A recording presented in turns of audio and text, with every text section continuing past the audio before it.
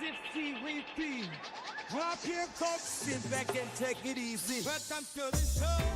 Pull up your seats where the music flows. And vibe so sweet. We've got a night full of joy and laughter.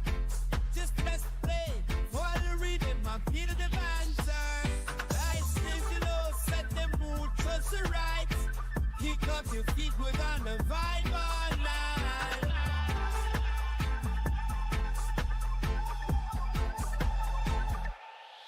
Welcome to the show. It's T with D. DJ spinning tracks. Got that reggae spree. Tune in the dots. Let the vibes be free. Late night session. Sip that turbo tea. Jamming on the late show. Sing it on the end. Hope you're feeling bright. Cause we got the vibe so grand. Get cozy on the wine. With tunes that you be man. T with pizza spot. The best in podcast land. Welcome to the show. It's T with D. DJ spinning tracks. Got that reggae spree. Tune in the dots. Let the vibes be free. Late night session. Sip that turbo tea. Jamming on the late show. Sing it on the end. Hope you're feeling bright. Cause we got the vibe so grand. Get cozy on the wine. With tunes that you be man. T with pizza spot. The best in podcast land. Welcome back, it's an us to a cozy nook. Where the peaceful like pages in a favorite book. Settling, feel the rhythm in every book. Tonight's the night, let's dance and cook. You have a great time, make yourself at home. In this rhythmic zone, where the melodies from. See with peace and legs out, where the music keeps you warm. Join the jam, find your peace in the storm. Welcome to the groove, it's tea with me tonight. Feel the reggae flow, let it make the world right. Come and find your comfort, you meet the other strike. With every track we spin, you take you to new heights. It's a place to chill, with rhythms that enchant. Join us the moment, let's give you all the chance. Conduct the sweet serenades, let the music down. Open up in my prayer time, I swear on in that chair.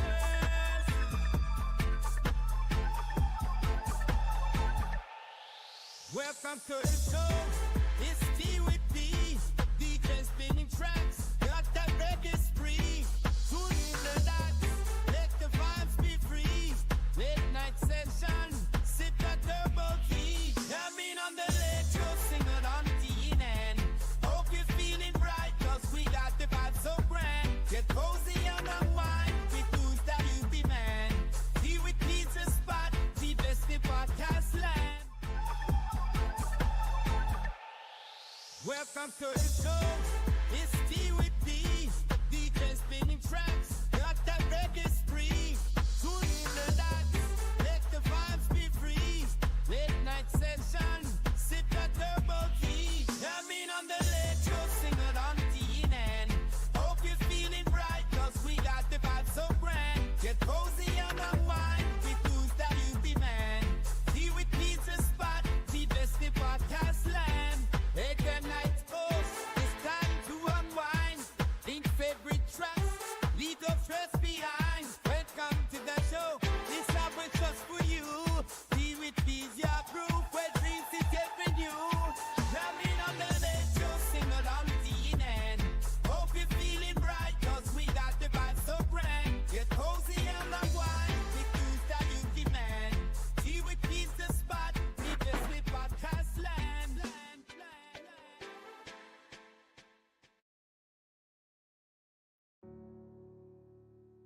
In the arms of the angel, fly away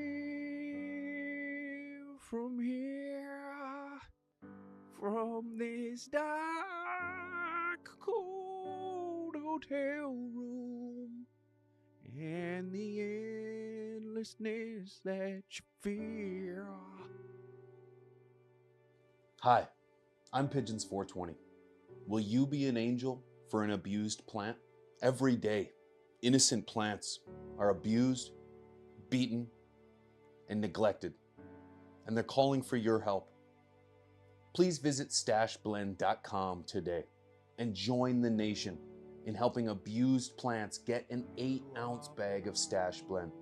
That's just $27.70 or 96 cents per day.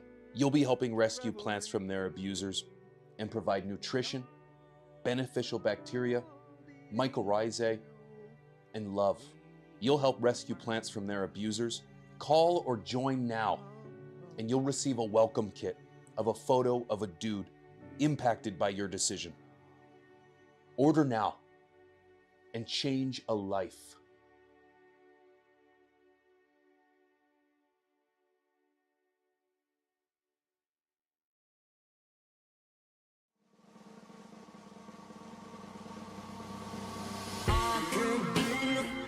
So tough, and I don't wanna take you traveling the world. I'm gonna love you, babe. Cross my heart and hope to die.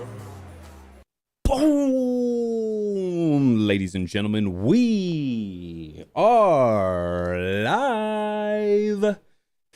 It is Thursday night, and that means it is time for a little tea with P, where the T is beer and the P is me, baby. Thank you for joining me on a beautiful Thursday evening. Hope you guys are all well. Hope you guys are warm. Kicking it fly today, baby, because, well, it's time to talk about all things nudes, culture, science, health, you name it. Ladies and gentlemen, nothing, absolutely nothing is off the table. Nothing. Gosh, it is so good to see all of you, my friends. Good to see all of you. Thank you for pulling up. Look at all the green names in the chat. Robert Barron, good to see you, my friend. These are the members of the channel. I appreciate you. Curly Green, what's going on, man? Trent is here too, man. Trent, good to see you. Sean, what you doing, boy? We got Wisconsin in the house too. Wisconsin, good to see you, brother. East Coast grower doing. How you doing, brother? Good to see you, man. On a Roll is here too with the wrench, brother. Good to see you on a roll. Always a pleasure. High Plains Bud. Cheers to you, my friend. Cheers to you. LJ, good to see you, friend. Seeker, hello, sir. Tazarello Gaming is here, friend. Tazarello Gaming, good to see you, my friend. And Reginald is here, the hardest guy to at in the chat. My guy. Good to see you. Good to see you. Manny Fresh, how you doing, man? Good to see you. Long time.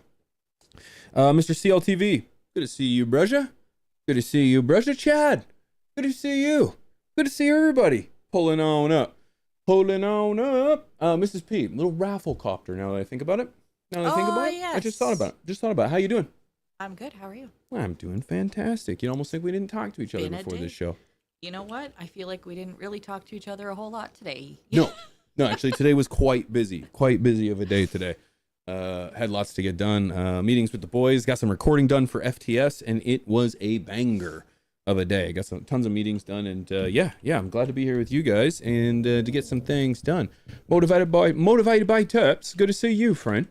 Good to see you. And Golden Mayhem. Good to see you as well, my friend. Good to see you guys, man. We got a hell of a show in store for you today, friends. We got lots to discuss. Everything from my most recent harvest to it seems like we've got some craziness happening in California, ladies and gentlemen. I refer to that as the biggest outdoor cannabis farm is raided by ICE. And it turns out, well, they might have found something a little more than mids. Turns out there was some illegals and some children working at that outfit. We're going to be talking about that. We're going to be diving into some changes in regards to fentanyl laws too, which is kind of strange that of all things gets highlighted, and changes to high times as well. So we're going to be jumping into all that and so much more, plus my favorite things that I've seen on the internet this week, because the internet is a wild place, and why not just kind of dive right into it. And speaking of recent harvest, as a matter of fact, tonight, ladies and gentlemen, tonight I'm going to be smoking on Pheno number 3 of the FTS crossed with Swank Genetics collab. So we're going to be token on that out of a nice, fresh, clean piece. So we'll get all that and so much more coming up throughout the show. And on top of that all, we sit down tonight with Jake from Romulan Genetics. That is going to be an incredible conversation. Romulan genetics has been around for a minute. Romulan has been around for a minute, and Jake and the family have taken on making it giving it the best name they can, and they've done just that. So we're going to be talking to Jake from Romulan Genetics at the top of the next hour. So stay tuned for that as well. Good to see everybody in the chat, man. Seriously, thanks for pulling up, man. Kurt's here too. Dro is here. Dro, good to see you, my guy. Holy Toledo, chairs, friend. Good to see you. ETGU, good to see you. That is a very familiar. I know. Is that Hetty's? It's a very familiar avatar. I've seen that name before. ET,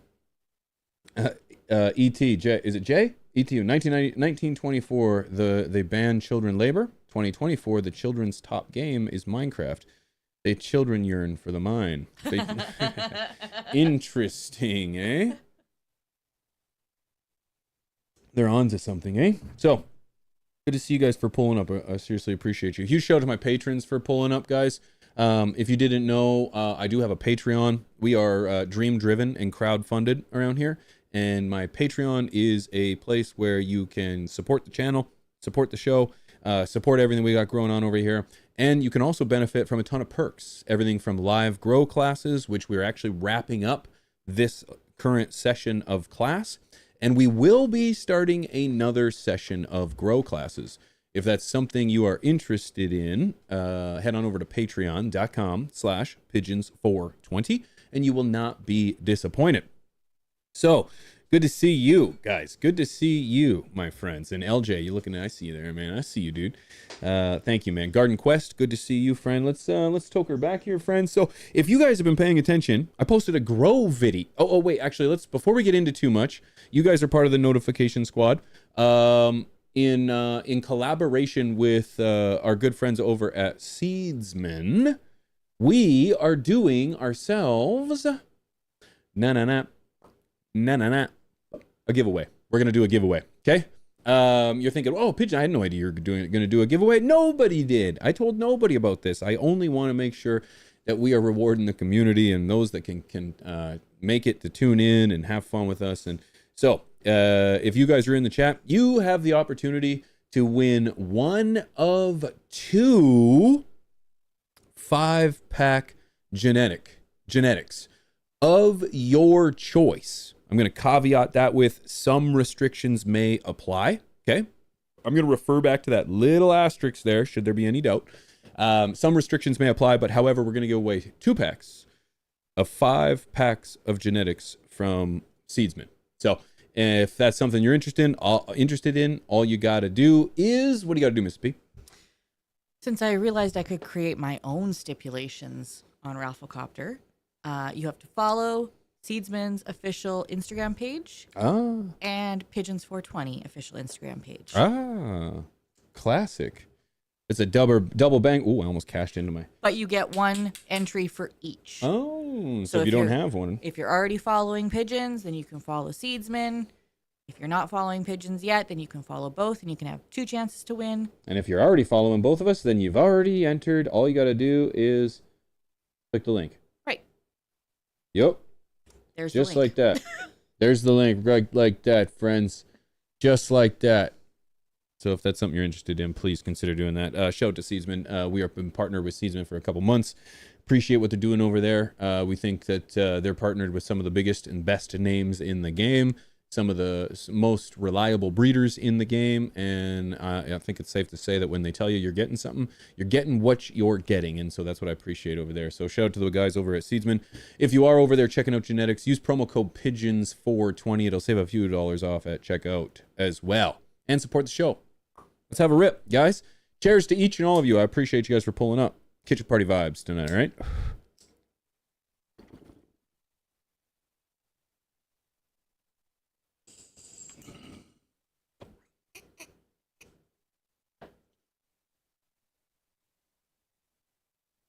Ka-chow.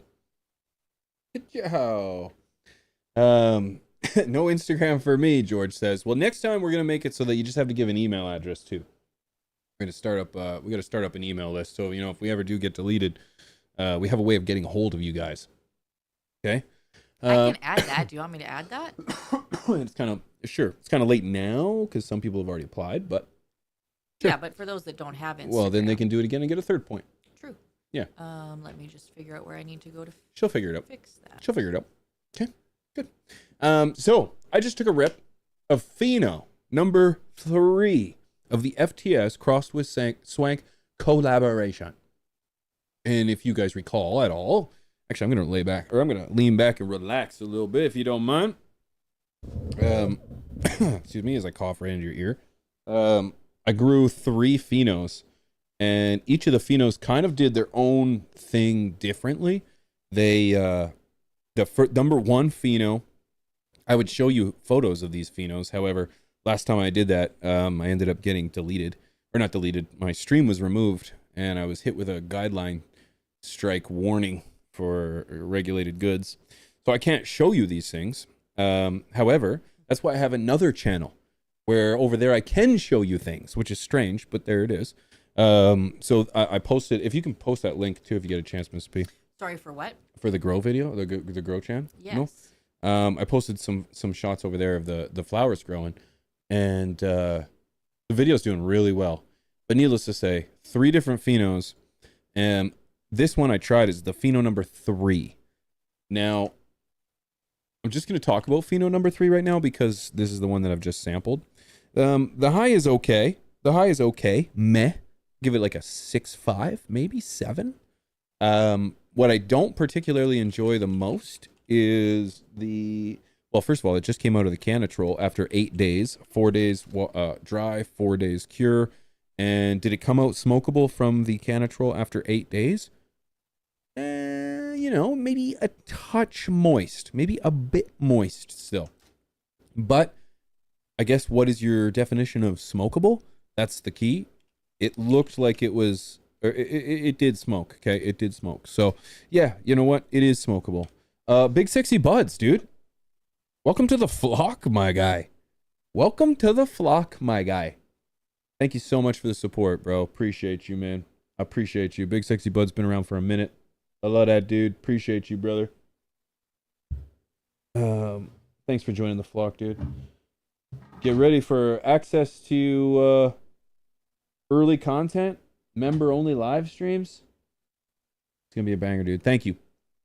Big Sexy Bud's been supporting the channel for a very long time, so I really appreciate that. But pheno number 3, and that's the one I'm going to talk about because that's the one I'm smoking. Oh, and then I caveated that with, I just pulled them out of the Canatrol, 8 days, smokable, yes. At its best, no. The bud. So it needs a few more days at least. So, pheno number 3, right out of the gate, for me, I noticed within, say, 2 to 3 weeks of growing, it stretched significantly more than the other 2 phenos. Phenos 1 and 2. I'm a little low on that one. But Sorry, whatever. I'll fix that. It's okay. You can just leave it there and come grab her if you want. It might be the easiest way. But anyways, I knew right away that it was stretching much taller than the rest. Look at her go here. And so I thought, for my growing situation and my environment, I don't think that I'm really that excited about a plant that stretches a whole lot. Because I like something squat. I like to train and so on and so forth. I like that tight internodal spacing. So that was the first thing that said to me, I was like, I don't really like this one. But for scientific purposes, I thought, you know what? I'm going to let her grow. Just like Elsa told us in Frosted. And I let it. She said let it go, and it was called Frozen. Yeah. And it's frozen? Yeah. Not frosted. I see now. Is this actually live? Moonbeam, this is actually live, friend. This is actually live. Thanks for joining in. So I thought, But then as I had the 3 phenos all together, I realized that I couldn't really separate any of them really from each other. But then as things started to grow, I started to manhandle the plants a little bit more here and there, and I got to get the phenos separate from each other. I started to notice that pheno 3 had a very high level of like pine and citrus in it. And ugh, I'm not a huge citrus fan. My very first harvest was Critical Hog, and Critical Hog was a very, very citrusy harvest. And from that moment forward, I knew it was the abundance of the citrus that I didn't like. It's not that I didn't like it. It's just like, you know, when you're like sleeping in bed and you keep farting, and it's like, you know, everybody can tolerate their own farts on most days, but at a certain point it becomes toxic, and you're like, you just don't like it. It's just not that you don't like it. It's just like, it's nauseating. It's like you're nauseating from your own farts, dude. That's how I felt with this citrus terps. I was like, at first tolerable, but then as it goes on and on and on, it's like, okay, it starts to, the joy starts to wear out here. Okay, now I'm like, I'm not a huge fan. Mrs. P's face right now is That's incredible. quite the comparison, I So, must say. so it gets annoying. That's really what I'm trying to say. You know, I thought that was my best reference, other than like using my wife as a reference. But so yeah, that's the citrus terps in a nutshell for me, or in a Dutch oven, whichever one you want to do. And so from that day forward, or from that harvest forward, pretty much every time I had a sample of citrus terps, it brings me back to the oven. And it's like, I'm just like, it's not that I don't like it. It's like also my anxiety gets high, that I'm just up. And it's like, I'm going to have to deal with this for a while. It just brings me, it's like a song that takes you back to a place you don't want to be. So yeah, that's kind of where I'm at. So it's got, and so as time went on, I was like, you know what? Maybe it's more heavy in the smell with the citrus than it's going to be in the smoke. So I was like, let her go, grow, frozen. And then today, I took it out. I gave it a good smell. I could smell the sweet on it. I gave it more of like a rhubarb smell. I don't know if you guys are familiar with rhubarb. Apparently, rhubarb is something that a lot of people aren't familiar with. It's like a natural, like celery, I would call it, but it's like sweet. It's not celery at all. No. But it grows like celery. But yeah, so needless to say, it's not that desirable for me. I don't like that one. So I'm putting all my money in Phenos 1 and 2. And of course, in true fashion, how much of that Pheno 3 did I grind up and put into a grinder? An entire grinder full. I got a whole grinder of it here, and I'm just like, oh, back to the poop sheets. So yeah, that's where I'm at. But you may as well, you got, for scientific purposes and for documentary reasons, we may as well get rid of it. Okay. All right. May as well get rid of it. And for the sake of the chat, what are you guys smoking on, man? What are you guys smoking on? As I pack this up too, I want to remind you, tonight, in about 45 minutes or so, we sit down with Jake from Romulan Genetics. Yes, been around for a minute. I'm sure you've heard of the name. We're gonna sit down with him. I'm a huge fan. We're gonna be diving into all things life, genetics, and anything in between. And I think you guys are gonna love the conversation. So stay tuned for that. That's at the top of the next hour, in about the next 45 minutes, give or take.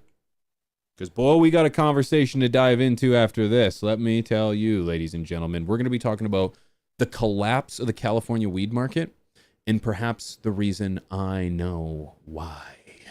Dun, dun, dun. Right after this rip. Cheers, guys. Let's do it.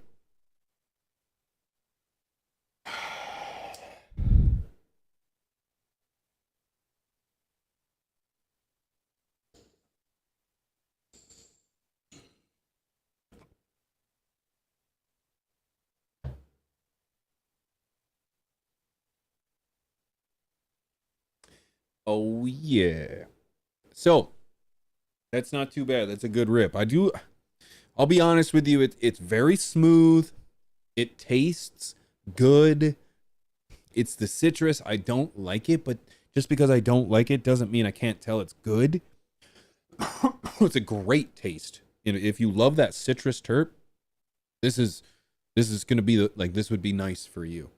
Like an Agent Orange or something. That would be, if you enjoy an Agent Orange, then yes, this would be up your alley.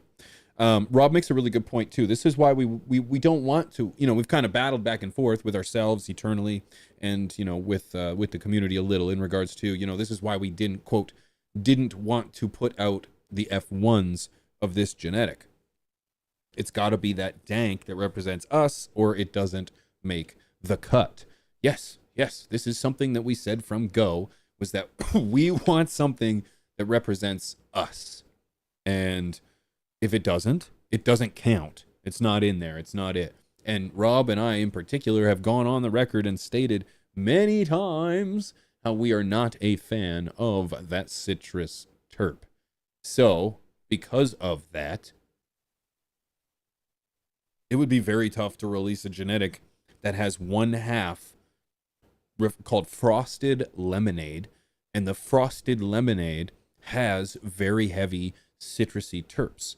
So, you know, but don't get me wrong, the Frosted Lemonade was the male of the two. So, although, you know, vigorous, strong, stout, it's the male, and it still has those terps. So I'm personally trying to find the fire shit out of 808 genetics, so that really represents, because the smells, we haven't even named it yet, because it has to meet the name that we came up with at the table. You know, when we smelt it and tasted it, we were like, this is insert name that we haven't disclosed yet, and we were like, yes. But then I believe it was Rob that said, we need to make sure that when we pop these beans, the beans that people get are representative of the name we just gave it. And so that's where we were like, okay, let's dial this in, get it right. But the reality is too, is that I see value in releasing F1 genetics, because as I told Chris, believe it or not, I also had a heavy influence on him releasing his F1s, was that if you're going to refine something so heavily to get to like an F4, why not give your community or anyone that's really willing to explore this lineage the opportunity to explore the lineage? Myself, even as a amateur grower that I am, even I would be excited to try and grow Chris's genetic before he got it to this point. It's like, okay, he took Pakistan Valley and Brisker OG and came up with Chill Out OG. Wow. Let me take Pakistan Valley and Brisker OG and see if I can come out with Wild as Fuck OG. You know what I mean? So it's like, that's what I see. Like that's why I do see value in releasing F1s, because it's like somebody wants that name, you know, something of that chill. Let's just refer to this one, the FTS Swank Genetics. Somebody really wants that, but they don't want what we don't want. You know, you don't want that nasty, funky, just corpse like terp. It's like, no, they want that citrus. They enjoy that rhubarb. They like that sweet meat. You know what I mean? So I get it. I do think there's value in releasing an F1 and allowing people to run with it. When it comes to testing, Chad, I think it's important too that a lot of the testing is done already too. Now, of course, in F1s, the stability is never going to be there, but I would hope that a lot of the testing happened with the test one or the F1s, so that it wasn't there'd still be some variety of not genetic stability, but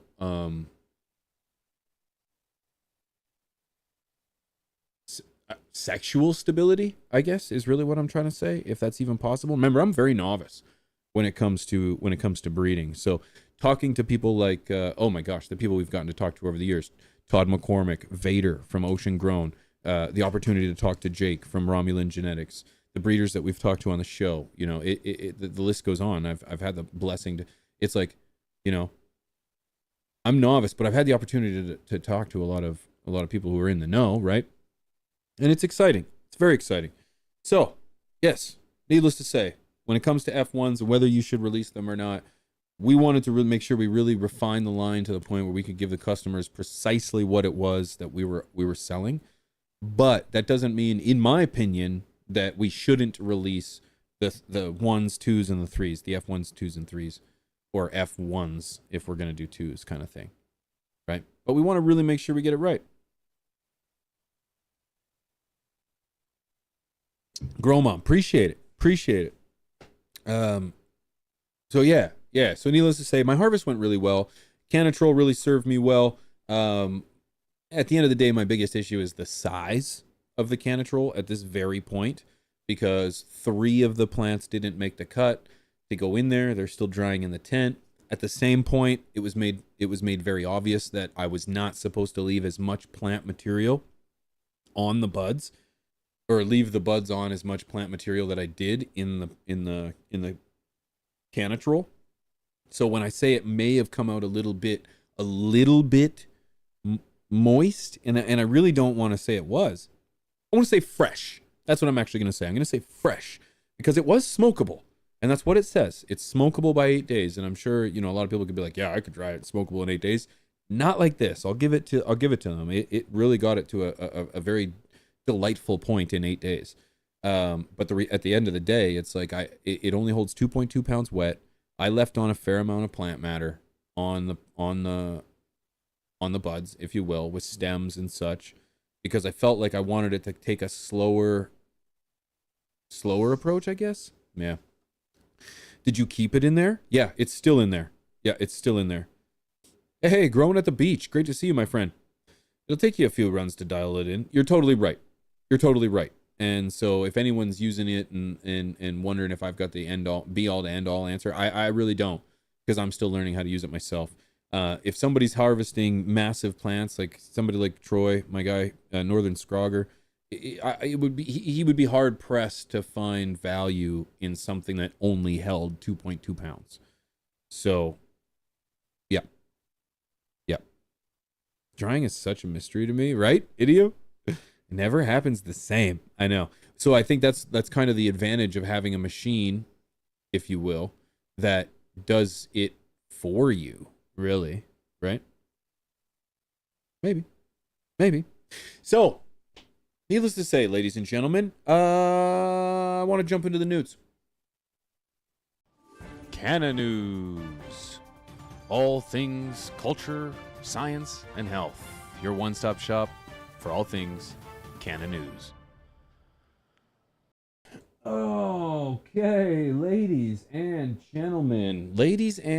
So, if you guys recall, last week, we had a story that was kind of breaking at the moment, that we were kind of talking about, but not really. If you recall, there was a story of the largest outdoor cannabis farm was the place of an ICE raid in California. There were protests outside of this farm where protesters attacked law enforcement. These are well-stated facts, by the way. There's even drone footage of one of the protesters with a firearm, or at least what appears to be a firearm. And as time and the story kind of developed, we learned that this particular farm, Glass House Farms, was employing up to 360 illegal aliens, and there were 14 minors, children, that were rescued from this operation. Again, let me state, this is the largest indoor cannabis farm in California,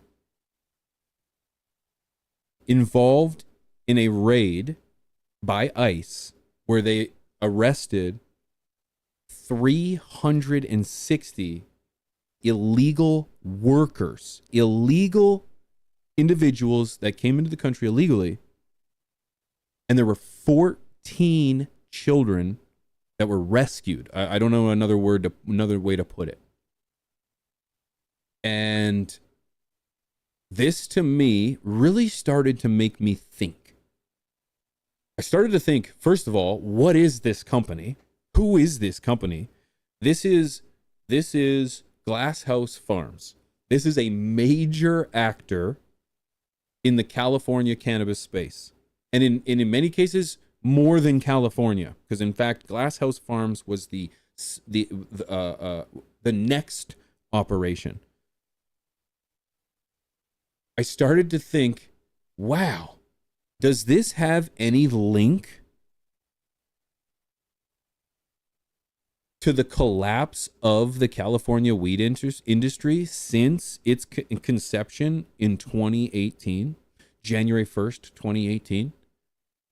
And I started to think, wow, what we have here is we have an operation that is massive. I believe it was 3,500. Oh, I don't want to give it. It was massive. Who is a major actor in the legal cannabis space that is using illegal workers to undercut its competition and put cheap product on the shelves. No wonder ma and pop shops don't stand a chance. No wonder companies that are trying to do it by the books, providing their employees with benefits, with proper wages, can't make it in the California weed industry. We've got a video here. Mrs. P's going to play just the first little segment of it. I'll tell you when to stop. This is from Fox News, so take it for what it's worth. But I want you to listen to what happened here in regards to who is even amongst these 300 plus arrested. There's child predators in this mix. Go ahead, Mrs. P. So this morning, new details after more than 360 illegal migrants were arrested in that massive raid at a marijuana farm in California, including this suspect accused of child abuse and attempted rape, who was working alongside 14 minors rescued from that scene as well. ICE Deputy Director Madison Sheehan joins us now. Madison, thanks so much for joining the program. Thank you for having me. Yeah, so not to get into sources and methods, but how did ICE and the federal agents learn about this facility with illegals there and the children as well? Look, we have continued to go after the worst of the worst. The men and women of ICE are working actively. Okay, this is good for now. Pause this. So I wanted to just state that there was 360 plus nabbed in the farm raid, and amongst them are predators, child predators. One thing that gets me is that it's also showing that the owner of this company donated to the Democratic political party, the Democratic Party. Why is that significant? Well, it kind of clearly paints a picture of a company that was willing to pay for silence against its own actions. Let me be very clear. When somebody comes across illegally, that's one thing. And you could argue that these people are looking for a better place. They're looking for a new home. They're coming from opposition. They're coming from oppression. They're coming from a place of hatred, place of violence. Why wouldn't you come to America? Yes, I get that. Yes, there's legal ways to get here. I'm not justifying anything. Let it be very clear. I'm not justifying anything.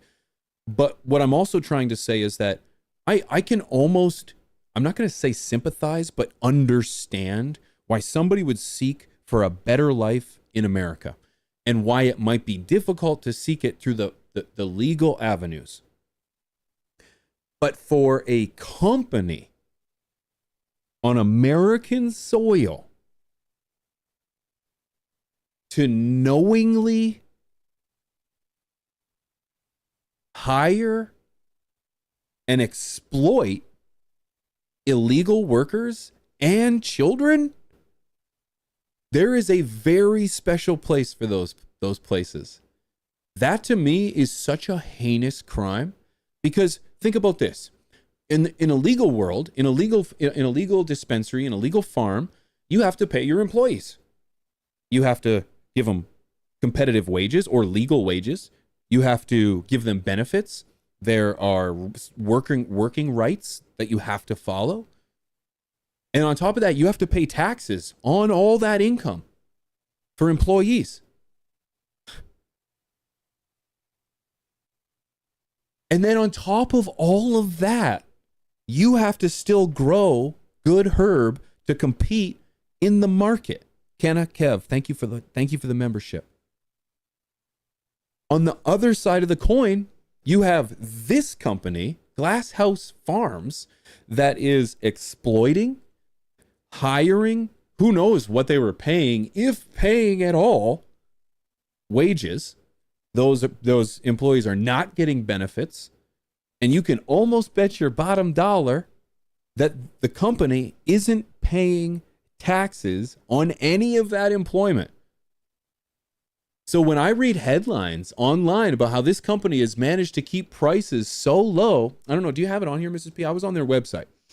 And I was searching it, and it was saying how they are pushing the limit on quality and keeping prices the lowest they've ever been. No kidding.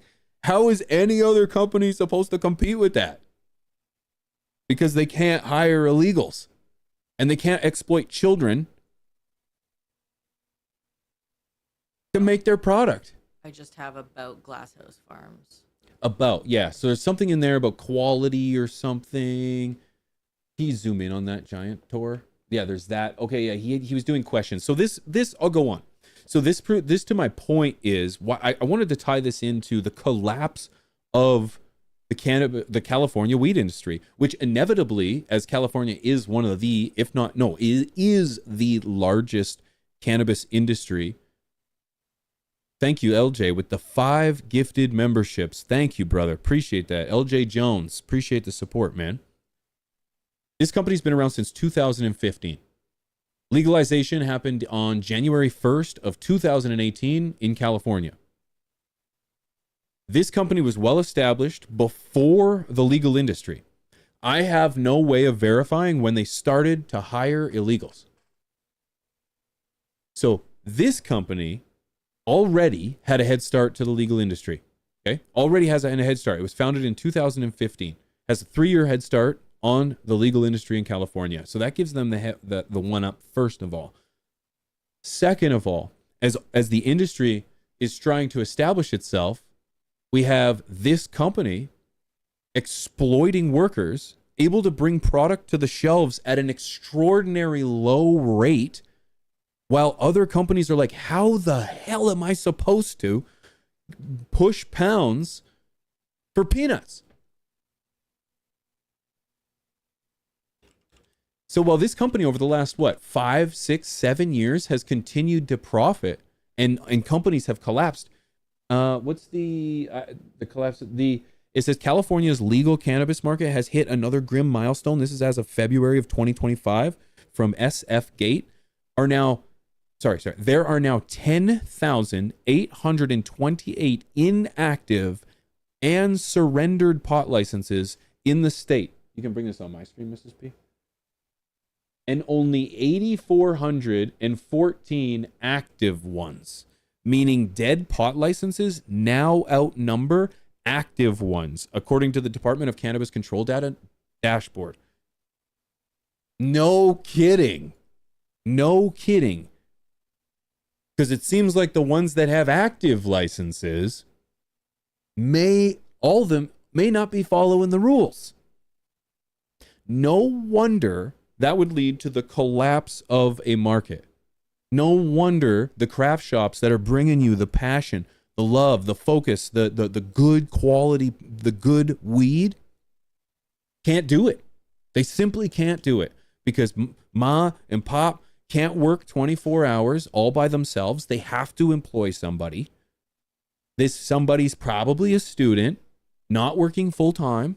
So they have multiple employees. These employees have to be taxed. And then not to mention, imagine having a job where your employer has the ability to hold your job over your head the whole time and saying, I can deport you if you don't do your job.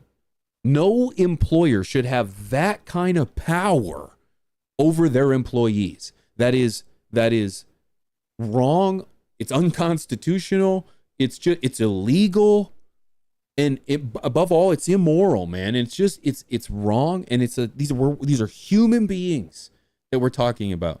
And in unfortunate cases, we're talking about human beings that have been arrested for some very heinous crimes, dudes. It's not like we're just hiring Sharon or I don't know. I don't want to give off names or nothing, but we're not. These guys have been charged with some of them were, I got an ad, dang it. Some of them were triple burglary. Some of them was rape. One of them was, these are very heinous crimes. And to think that they're actually getting away with this. So right here, I got it on the screen. Oh, no. Do you want me to put it back? Yeah. Do you have the same video? Yeah. Right there. Yeah. You can put it on this. Yeah. Put it on yours. Yeah. So at the very beginning, just the still shot. I'm like 2 seconds in. Yeah, right there. So it says Roman. I can't even pronounce these names. Mexican illegal immigrant convicted of kidnapping, attempted rape, and attempted child. I don't want to say all these words for reason of suppress. Yeah, but it's worse. Like it's not. I know. It's worse. And so this one convicted of rape and DUI. And previously deported in 2006. Convicted of a DUI, a hit and run with property damage. And then this other one is convicted 3 times for burglary and a DUI. These are not good people, ladies and gentlemen. So why? The next question is, maybe I'm just too redneck to know and just off my rocker here and I'm just very, very in a bubble. Why the hell would anyone protest having these people taken away? I saw footage of law enforcement officers who were doing their job, having stones thrown at them and pistols pointed at them for taking these people off the street. Am I going crazy? Is the weed that I'm growing just that good? Because I'm telling you, something doesn't make sense here. And at the end of the line, it's this company, Glass House Farms, that bears the most responsibility because they're the ones that started this whole situation. Insane. And 14 children. Just incredible. So that's my opinion. Maybe I missed the mark on this one, ladies and gentlemen, and maybe this will bite me in the butt. So I want to hear from you. If you agree or disagree, hit me up, man. Hit me up. I want to have a conversation about this. I really do, because remember, I'm a Canadian, dude. I'm a Canadian, and people give me a lot of shit about that because, oh, well, you're a Canadian talking about American shit. This is weed shit, dude. And this stuff implicates my markets up here in Canada. When you've got such an incredibly large actor exploiting the industry so heavily, this doesn't have state repercussions. This doesn't have national repercussions. This has international repercussions. And it might not be totally figured out to the extent,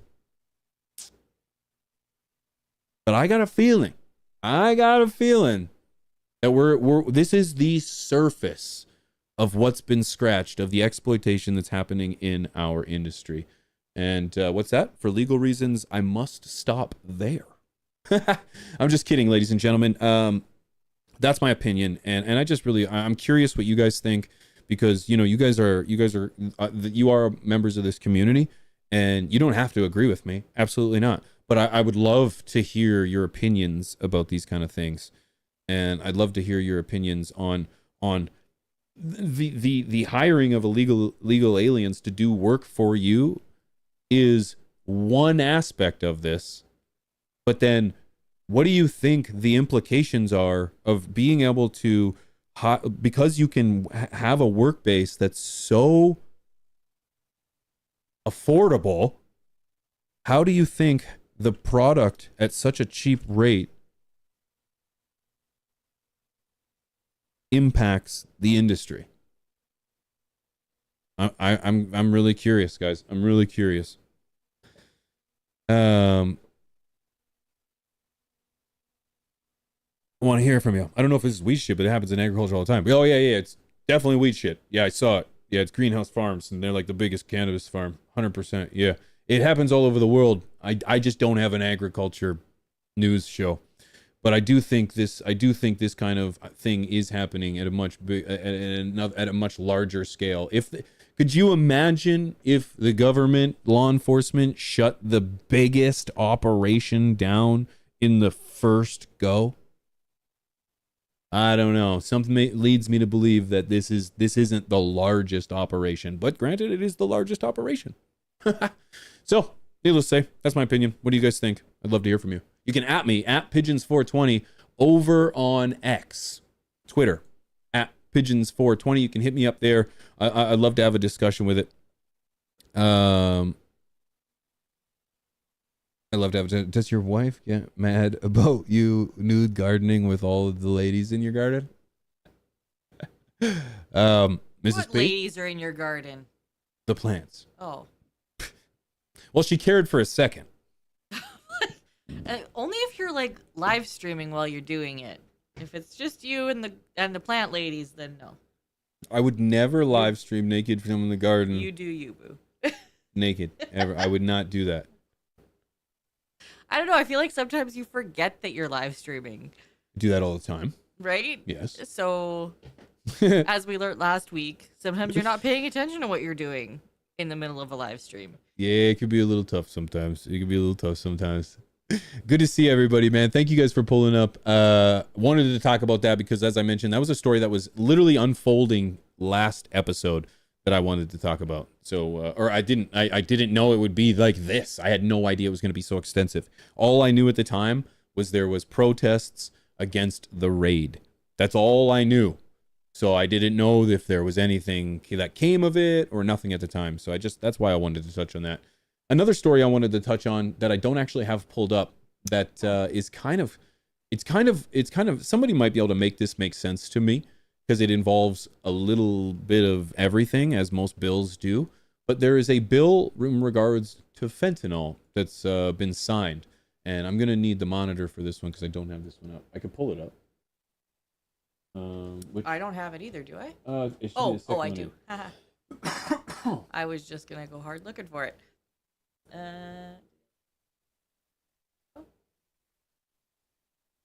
Do you have? Yeah, that one. So Trump signs fentanyl criminalization bill. Go back to the title.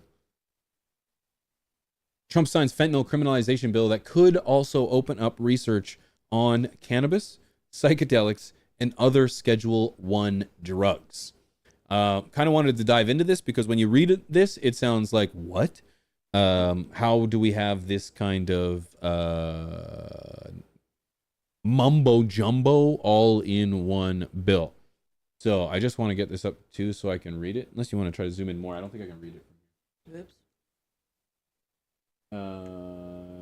Yeah, there we go. And perfect. So, and bring it a little to the right, can you? Or no?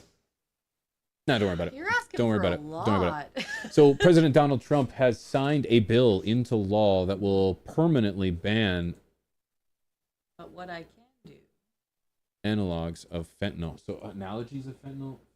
I can move you. There you go. Who is that? Is that Marijuana Moment? Yeah. Pull this up.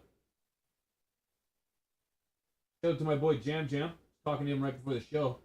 And distracted me. You're distracting me, guy. I'll pull this up so I can read this. There it is. Got it. So it says Trump has signed a bill into law that will permanently ban analogs of fentanyl, though it also contains provisions that would remove barriers to conducting research into the risks and benefits of cannabis, psychedelics, and other Schedule I drugs. The president signed the Halt All Lethal Trafficking of Fentanyl Act on Wednesday, accompanied by his yet-to-be-confirmed pick for head of the DEA, Terrence Cole. Despite the portions of the legislation that are aimed at streamlining studies and drugs advocates have voiced concerns about the primary intent to criminalize over a wider array of controlled substances. This one doesn't actually have what the bill about fentanyl had. Make it possible on just schedule around. Okay, so this bill has the component parts to make that possible, unlike our Schedule 1 on cannabis, which never allowed research or realistic. Sorry, I missed this entire subject. Here we go. Where are you? Under the picture.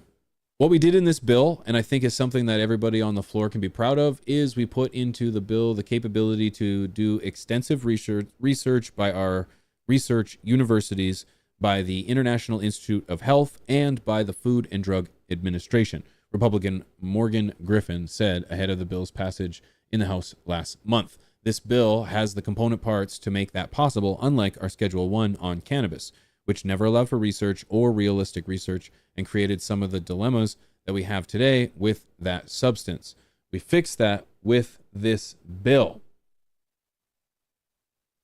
For advocates, though, the problem is with the crux of the legislation, which would classify fentanyl-related substances as Schedule I drugs under the Controlled Substances Act, including analogs, I think it's analogs, that haven't been proven to carry the same risks as the most well-known potent opioid. So, I guess nutshell of this is that you can expect some changes to come to the Controlled Substance Act and fentanyl in particular, and possibly see the opening of research for cannabis exploration. I was going to say research again, but it really didn't quite fit. So not a bad thing, but really the part that I kind of stumbled on here is that there was a quote on here, really, that they were just trying to jam things in this bill, as they do with all bills, just so they could get the approval of the other side of the house. So expect the unexpected with this one, because it could probably have some secrets. However, one thing I did want to share, and this has to do with High Times, guys. We shared that High Times has a brand new owner, Josh Kesselman from Raw. We're really excited about that. And I've kind of been following the story in regards to the development of the team, who's going to do what. We also mentioned that they were looking for writers, and they've been looking for just people with like-minded aspirations of creating awareness around the plant to join the team. And, well, it turns out they found themselves a acting editor-in-chief, Javier Haas, or Hasse. Hasse? What do you think it is, babe? You asked me this last time, and I feel like I butchered it, so I'm not going to say. Cat's out of the bag. Says, cat's out of the bag. Hit me up with ideas, suggestions, or whatever you want to share. Love you all. Love this community. High Times posted big congrats to Javier stepping up in as editor-in-chief to help rebuild High Times with 420 Interactive and Raw and Rolling, and Matt, the editor-in-chief.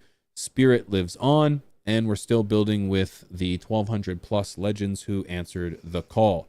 Opportunities are coming. So I think this is big. I don't really know who this individual was, so I had to just do a little look into his background, and the best way to look into somebody's background is to look at their portfolio on Twitter. And he is the CEO of El Planteo, editor-in-chief at the High Times, senior contributor for Forbes, and he's got books. He's an author, and I'm assuming that he's either worked for or in tandem with these brands. So it looks like he has the credentials, and I'm really excited about it. So yeah, best of luck to him, man. Best of luck. Can't wait to see what High Times can do, because I think I kind of said this before, but I think to have High Times back in the community, I think is a huge win. I'm not sure magazines will ever come back. Now, I say that kind of wishing magazines would come back. I just don't think that day is there anymore.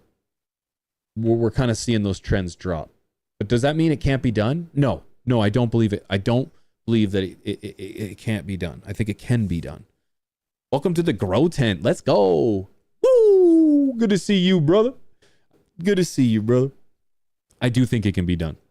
So I'm excited to see what the current High Times team can do, and I'm gonna help do whatever I can to help spread that message as well, because that's really exciting. So cheers to that, guys. Put them in the air for Javier and the High Times team.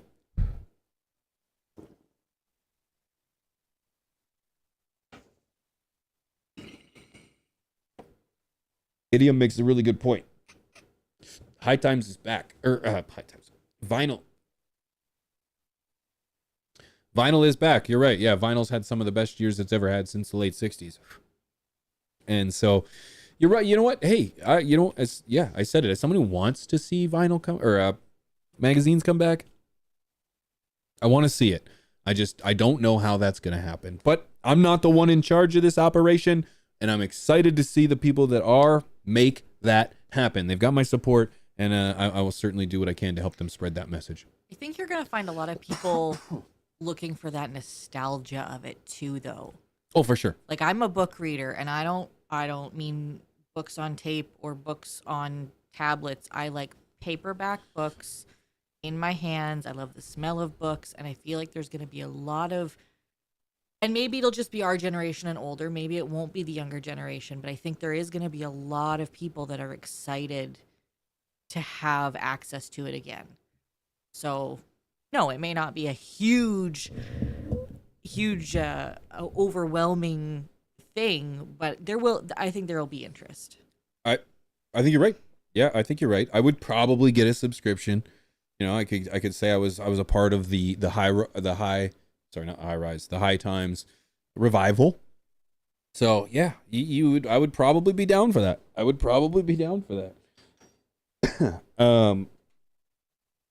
One other thing I wanted to mention before we talk to Jake from Romulan Genetics. We're going to be talking to the man himself. There was one thing I actually seen today, Mrs. P. I was outside. I was in nature, doing nature things. Yeah. And I actually seen the picture of the most beautiful bird. I caught a shot of this. Beautiful bird in the act of pulling a worm out of the ground. And I couldn't believe such a beautiful photo. If you wouldn't mind, can you show the people what I got here? Where? This is the on X there, dear. The bird. I got it on my screen over here if you can't see. Oh, I got the beautiful bird. Jesus. Beautiful bird. Okay, YouTube. So on the first image, I got a couple shots here. So let's do the first image on the left, the whole image. Yes. So right here, I was just in the park, and I just happened to look over, and sure enough, there it was. And I just thought, wow, I need to get a shot of this. How often do you get to see a bird pulling a worm out of the ground in that moment? In that moment. Isn't that beautiful, Mrs. P? That's beautiful. I particularly enjoy the grass. I believe it's snow here we're looking at. Hey, Very YouTube? pretty. Very pretty. Very pretty snow, YouTube. So I wanted to make sure I got that. And then on the second shot, just zoom in a little bit. You see that worm there. That worm's got some detail to it on there. It's just a beautiful catch. You almost couldn't even, if I wasn't there, if I didn't catch this, you wouldn't believe me. And then actually, there it was right there. In all seriousness, I want to give a shout out to the Curator Co. over on X. The Curator Co. at the Curator Co. me, or the Curator Co. me. I want you guys to go over there and follow him over on X. Mrs. P, if you can share, not that picture perhaps, but the account.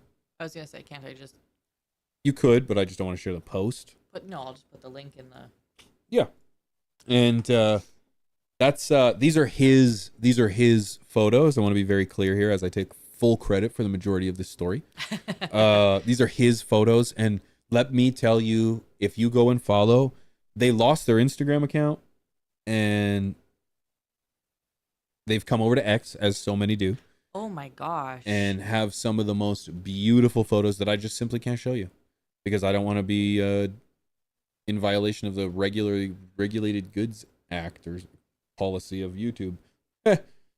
Wow, those are okay. I'm on it right now, and those are incredible. Yeah.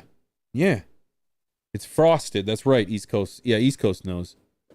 Yeah. Isn't that crazy? That much detail for These a are photograph, insane. Rob. Yeah, for a photograph is insanely talented. And I'm not sure if you can see how ripped that worm is. Can you pull up again the worm? I don't know if I can find it again. It's at I have it in my likes, but it's pretty far down actually. I'm just in awe of all these other ones. Yeah, they do some pretty incredible things. Holy crap. Okay, sorry. Let me go find the. And I just zoom into the worm.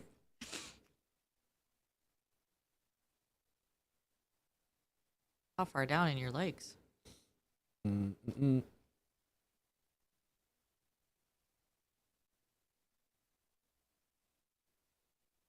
There we go. Jesus. Yeah, found her. You I found Sorry, her. moment of silence. I found her. Yeah, Sorry, okay. guys. Can I don't know if I.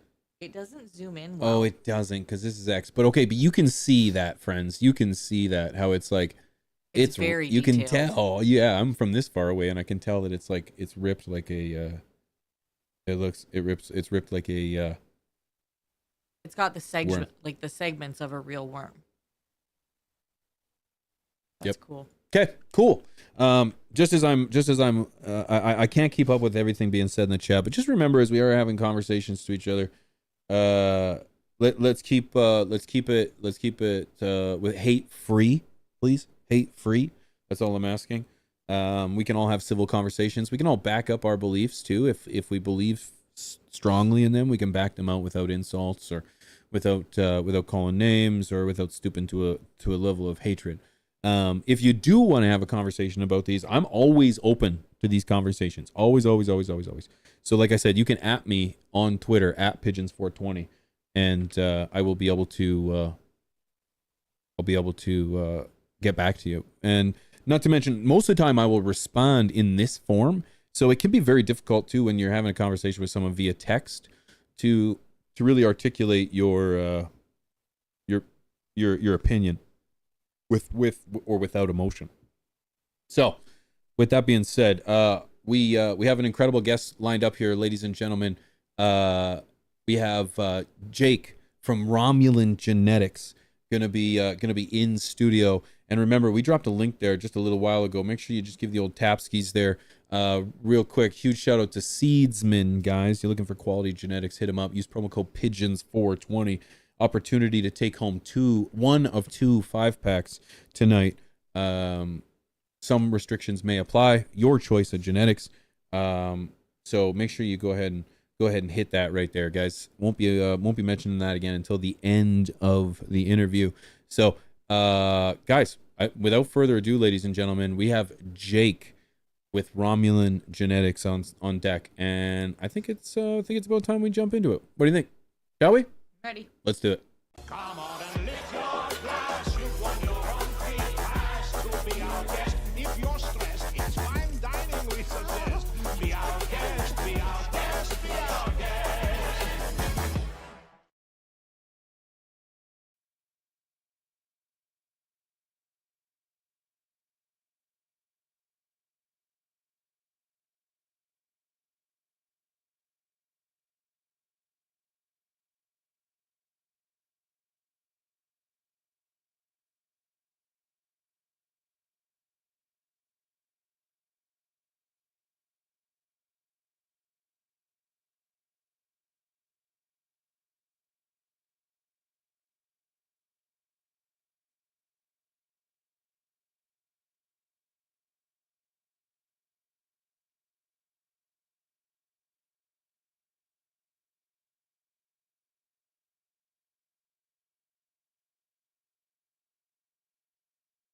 But Jake, I've seen you around everywhere, man, and your work speaks for itself. We're going to talk about that so much more. But before we do, can you just give me a quick, who are you? What do you do? Where are you from?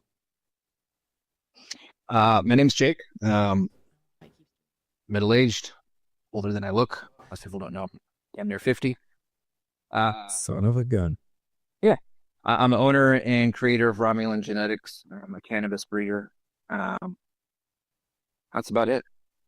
Dude, very I'm a guy humble. who makes seeds. Very humble, which I can appreciate, man. That's fantastic. Pushing 50, dude. You look damn good. I wouldn't have guessed. You look older than you look. Doing all right. You're blessed with the nice colors in the beard, man. You got a good full looking beard. It looks good on you, man. It looks good for pushing 50. Thanks. Yep. Yeah. My the harder days and when I was younger, I guess, didn't take as much of a toll on me. I mean, physically, I'm falling apart. I tell people all the time that I'm an old man because I am. I'm getting arthritis and I'm losing my memory already. But looks wise, the cover of the book still good. That's good. And if we, as we all know, everybody judges a book by its cover, right? So we're off to a good start. Jake, very humble dude. In my opinion, you're a stellar breeder. You've done some pretty incredible things with Romulan genetics, both in name and in genetics. And man, I want to dive into all of that. The name Romulan Genetics, how do you get that for anyone that doesn't know? So Romulan is the name of a strain or cultivar. It's basically everything that I do. My entire breeding program is Romulan is always one of the parents. So I'm just crossing things with Romulan. That's really all I'm doing here, which feels unusual after doing it for like 6 years. I can't believe I'm still doing that same thing and people still love it and enjoy it. Haven't gotten tired of it or anything like that. But yeah, that's why it's called Romulan Genetics. Romulan is the main strain that I'm breeding with. It's always either my P1 or my P2, one of the parents. You know what? I can appreciate the fact. I like how you said it's kind of not as exciting now because it's 6 years deep and that people are still, it doesn't feel as exciting, but people are still excited. I think there's a reason for that, man. I think, it's like you're using something that's well known, using something that's consistent, both in quality and in lineage. So it's like, it makes total sense that if you figured something out, why not try to master the craft? That's actually what I can appreciate the most. Yeah, it's good breeding stock, the cut I have and the male that I use. I've used 2 different males over the years now. It's good breeding stock, but it always kind of passes on these medicinal qualities and benefits to go with things. So it's, for me, I mean, it's kind of everything that I do is for me first, unless someone's asked me to make something, I'm making it for me. So I'm getting all these flavors and different effects from Romulan, but I still get the process that I make, but I still get those same medicinal qualities from Romulan. I served in the Marine Corps. I've been living with PTSD for a long time. I've got a bunch of nerve damage issues throughout my body that have wreaked havoc on me over the years. And along with having like ADHD and OCD, which are side effects of high functioning autism, things that I've dealt with my whole life. Cannabis is something that helps me out, but Romulan in particular is a strain that has kind of saved my life. And so continuing to breed with it over the years it gets a little tiresome for me, a little boring, a little bit on my end. But everything that I make always has those same benefits coming with it. So I'm getting a new flavor, a new effect, a new plant, but I'm still getting this help with ADHD and nerve damage and insomnia and all those other things. So it works. I'm going to start branching out soon. You'll see early next year, I'll have some new stuff that doesn't even have Romulan in it. Oh, really? Good for you. Yeah, good for you, man. You know what? I think as you're saying this, I absolutely have a very little experience in breeding and or pheno hunting for that matter. So when it comes to having the experience of doing something consistently for 6 years like that, I honestly have no idea. So I can try and sympathize in regards to, I can see how that can become a little stagnant, a little boring, but then at the same time, I can tell that the way that you're going to keep it exciting is that you change that up, or not necessarily change that up, but you're looking for that new something that speaks, that's unique than what's been, right? So then the thought process is that you might actually find something really good because you know what is, but you're looking for what is unique. So I think that's an advantage for sure. And that's what you mean by finding that new. Yeah, and I don't really, on this subject, I don't really know that anyone else in cannabis breeding history has ever done this. Like, I'm pretty sure there's nobody ever that's like, they only bred with sour diesel or they only bred with train wreck or something like that. I could be wrong. Maybe someone out there can say, oh no, there was a couple guys that did that, but I don't think anyone's ever done this before. So it always feels a little unusual to me when I sit back and try to analyze what I'm doing as far as a breeder goes. It's like, how am I still successful? And all I'm putting out is Romulan crosses. But my customers and people like it. So that's what it's really about here in the end. Of course. Well, I love that. I love that you mentioned it. And personally, I think you're on to something, man. If I was going to do a breeding project, which I honestly have never done, so I just a whole bunch of hypotheticals. I think if I was to choose two paths between just always breeding something that's different or trying to, it's not that you can't make the same different because you said you've used two males. That's it. Just two males. Two males and one female as far as the Romulan side of the parenting goes. Right. Okay. That's impressive. First of all, because as someone who tries to maintain genetics, it is very difficult to maintain something for any particular period of time that's outside of a harvest period. So good for you. But using the two males and then being able to incorporate something different, or the female incorporate something different, still allows you to have some kind of exploration into what's possible. But if I had to choose a path, I would choose the one where it's like, I want to know consistency. I want to at least have a couple variables figured out while I'm doing this. And the variables, why not keep one side of it consistent? I think that's genius myself. I don't know why more people don't do that. Yeah, and it in the past, 30 years ago, that used to kind of be a little bit more of the norm. Breeders would continue to work the same genetics.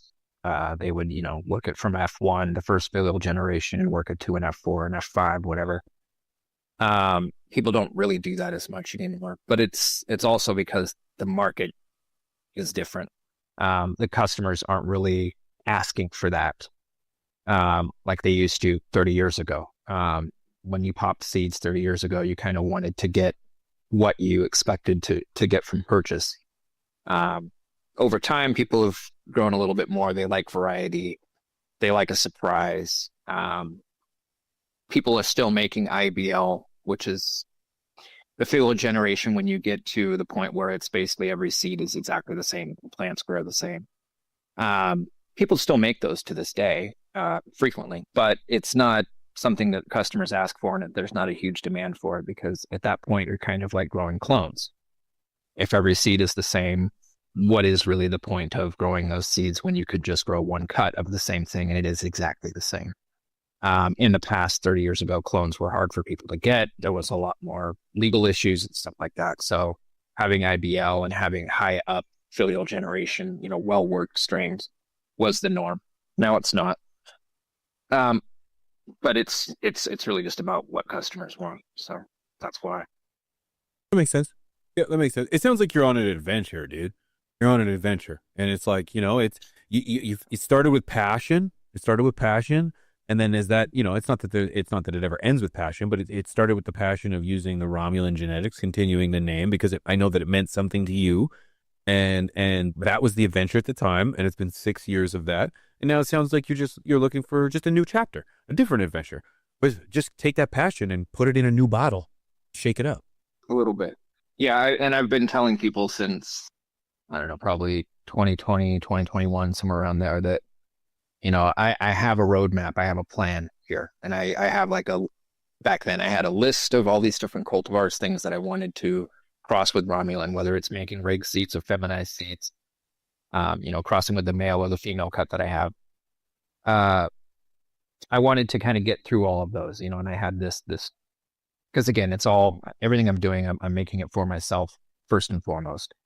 it's something that I want. And so I start off making that. But I had this list and I told everyone when I get through that list, my plan is to kind of stop the Romulan cross with this, Romulan cross with that breeding, and still do that, but much more sporadically, much more rarely, and start breeding with things that are selections of mine from the crosses I've made. So I've made stuff like Communion and Rom Scotty and Pure Crush, and there's a few other things that have been really big hits.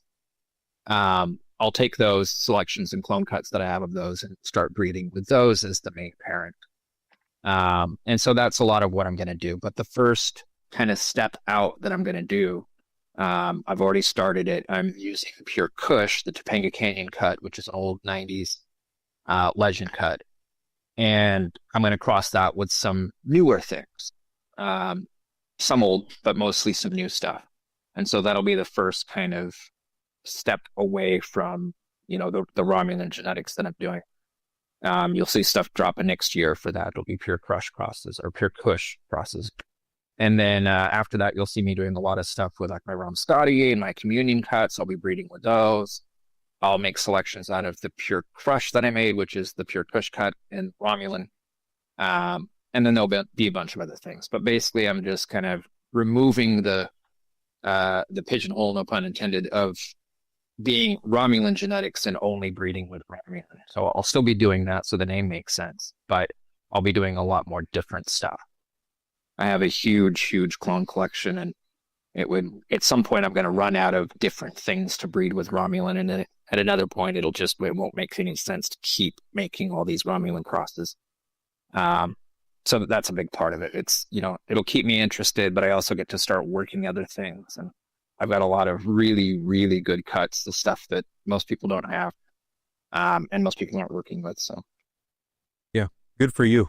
Good for you. That sounds exciting. I'm kind of envious of the fact that you can even say you have a clone collection. I've got like baseball, a hockey card collection, and a little bit of Marvel card collection. So that's hard enough to keep. So I couldn't imagine a clone collection. Good for you. I got so many questions. But do you find it difficult maintaining genetics for so long? Oh, that's it. Yeah, no, I haven't had a vacation in 5 years. Yeah. I barely even leave the house for more than a few hours or half a day at a time. Of course, how could I have?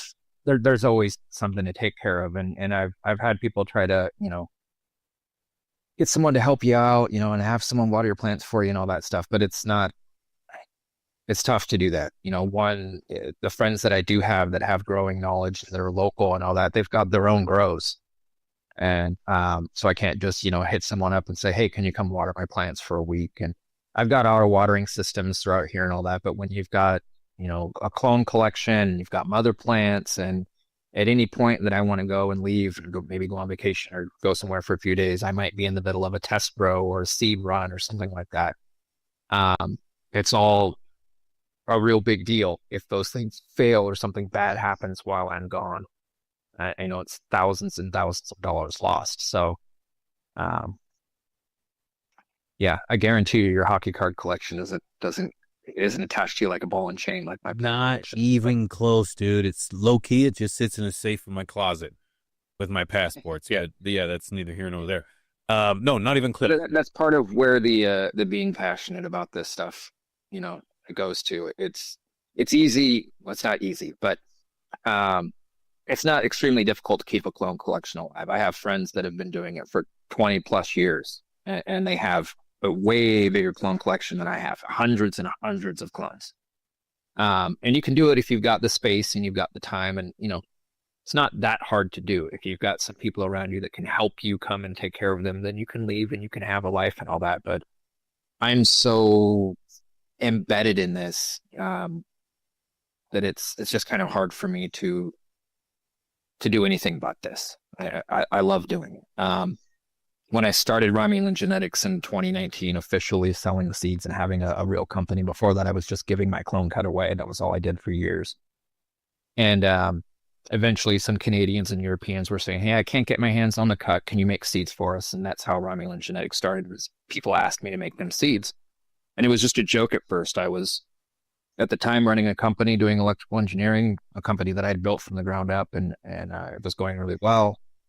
And about 3 or 4 years ago, I shuttered the company and completely retired from that. And I just do this now full time because even though I was making great money at that and I was good at it, I didn't have any kind of passion or love for it. And eventually the breeding and the Romulan genetics took over to where it's just, this is clearly my life path. This is what I want to do.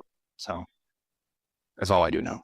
I'm so, I mean, I'm kind of amazed or / envious of the fact that you had a business in engineering of sorts already, and then kind of just,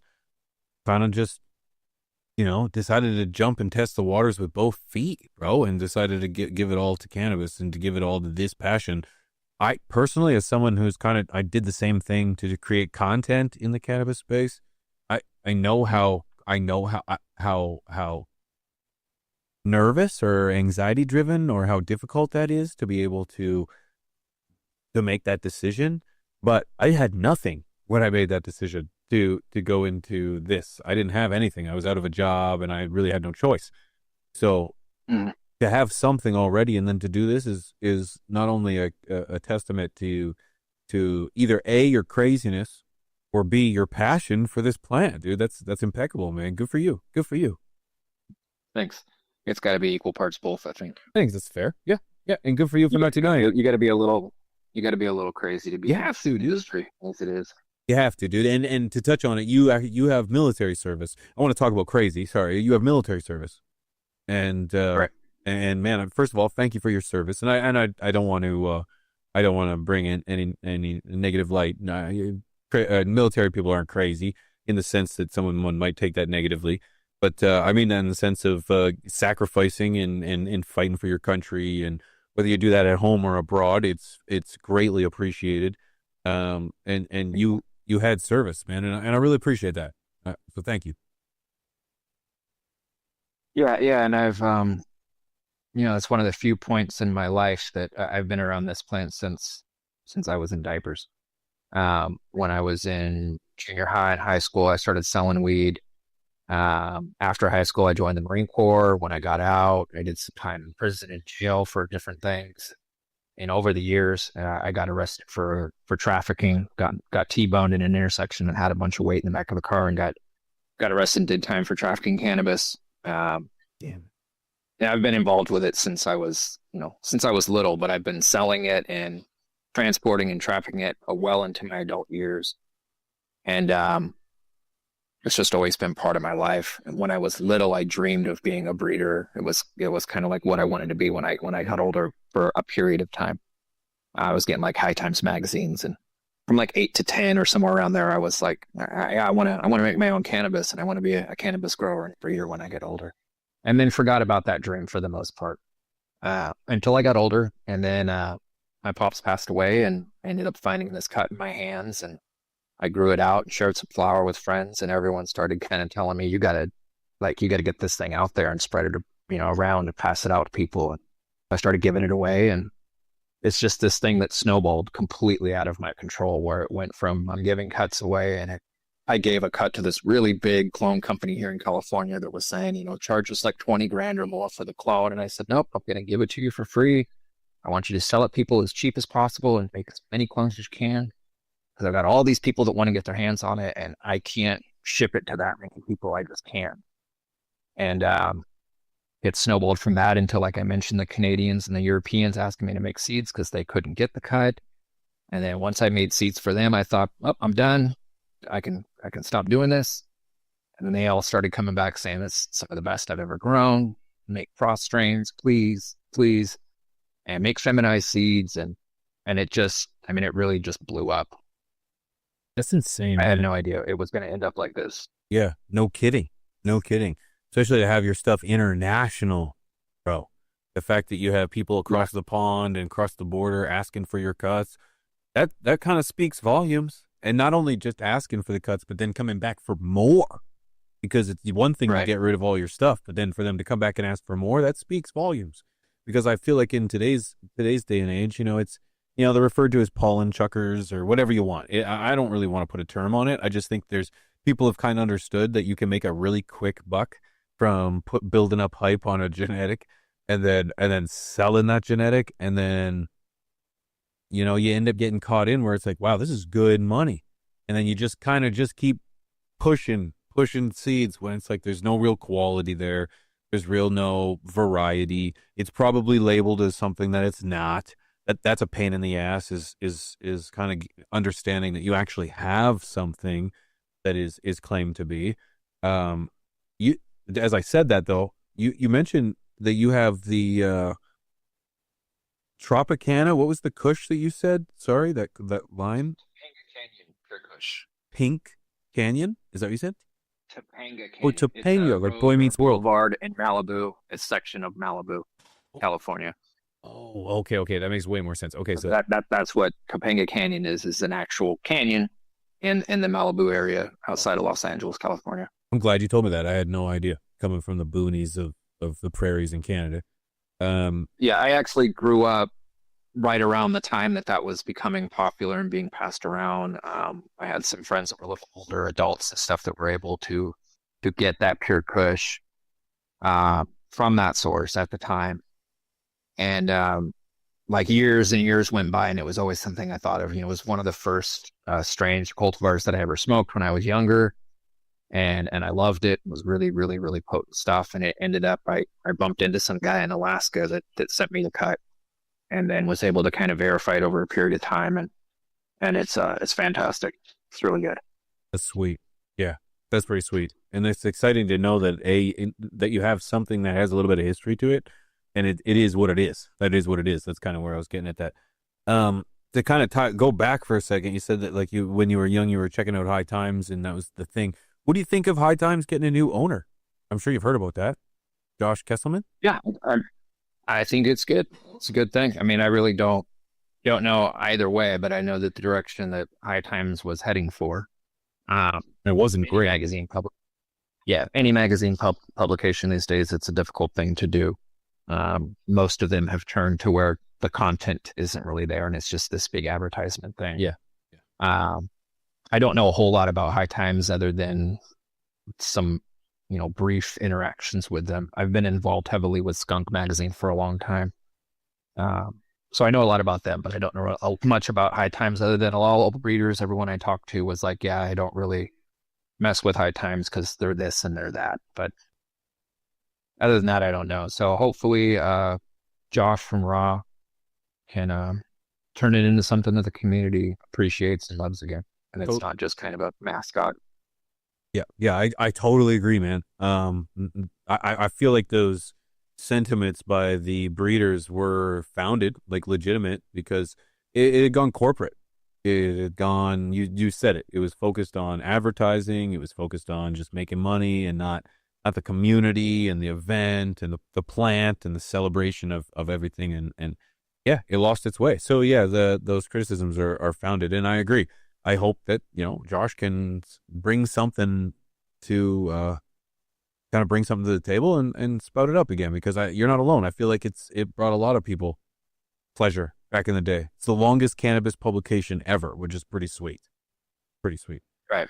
And I personally, I'm still the kind of person where I hate digital versions of anything.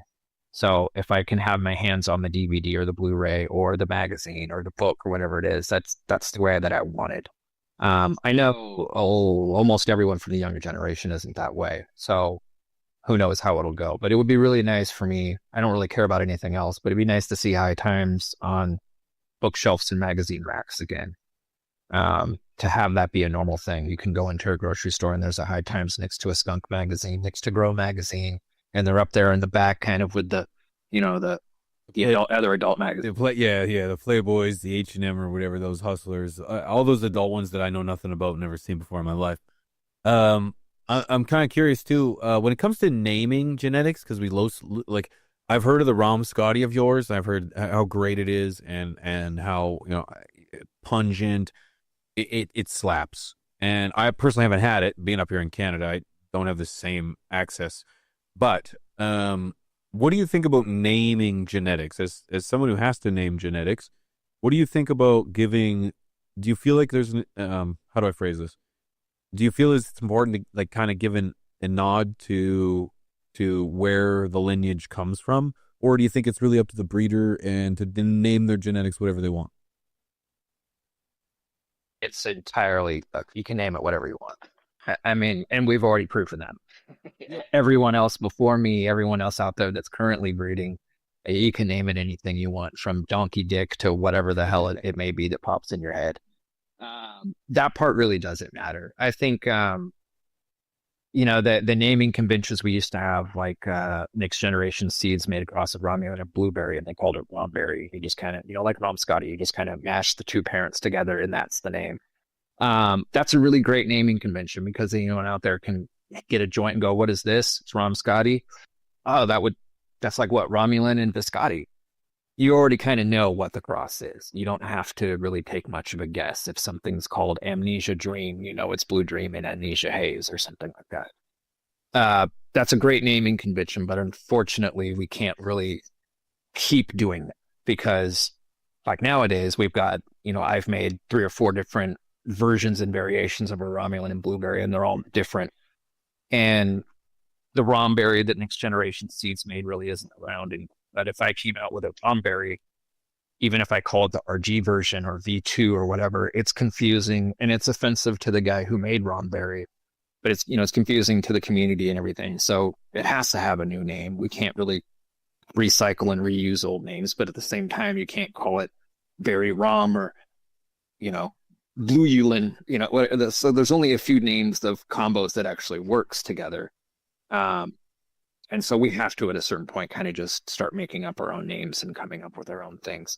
The important part is having the parental lineage there as part of the information to customers and growers, having that be factual and having that be true. If you put out something and you call it, Blue Dream, and the parent strains that you're listing aren't even real strains, they're just names you've made up, and it's not even really factual as to what made it. Those are things that people should never do. But as far as when you make a creation, you can name it whatever you want. Yes, sir. I totally agree with you. Blue Yulin. Have you thought about that before, or did you just come up with that on the top of your head? No, that one just. That was good, dude. Well, I had to say it 4 times in my head so I could just repeat it just like that. That was good. That was impressive. Romulan genetics. Now, I know, as someone who follows you on Twitter, that you have received a little flack in regards to the name Romulan genetics. Is that really a problem for you? Do you deal with anyone who just says, how could you use the name Romulan in your name Romulan genetics? Is that a big deal? No, not at all. I've had haters and doubters and disbelievers over the years. Sure. I've had people pop up out of the blue and say things. What you're actually referencing is one single person. He's a breeder. About a year ago, he first talked shit about me and Romulan genetics on Instagram because I had bred something with something he created. So I was crossing Romulan with something that he had made. And his history, everyone kind of knows this, is any breeder out there, unless they're personal friends with him, if they breed with something he's made, he instantly starts shit with that person. So he did that, and everyone kind of came to me and told me, and I just ignored it. I don't care. It really doesn't bother me. I'm doing what I'm doing. If people are going to get caught up trying to jump up my ass about something, that's their own issue. The recent thing he did, though, was because I actually agreed on someone's post that said all he does is talk shit about other breeders. And then he turned around and talked shit about me.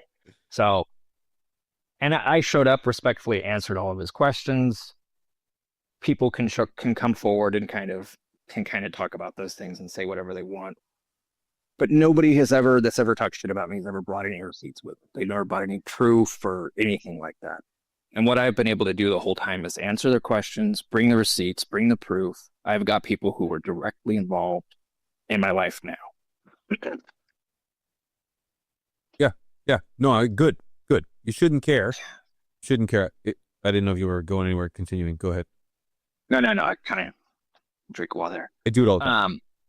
So I've been able to, everything from Romulan Joe himself to Vic High, Mark Emery, the people who were directly involved at the time. I've been able to bring all this evidence, all this proof forward. And the nice part of it, though, is those haters and doubters and disbelievers, I don't have an issue with any of them really, because most of them are coming from a place of ignorance. They don't know any better. It's fine. But what they've pushed me to do is connect with all of the original people who were directly involved that do have the evidence.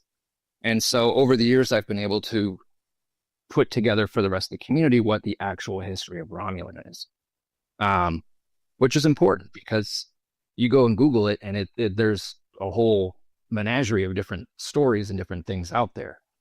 But the biggest misconception that people have is that Romulan Joe, who's the guy that, brought it out into the world, that he bred it, that he named it, that it's a clone only cut, and it's from Canada.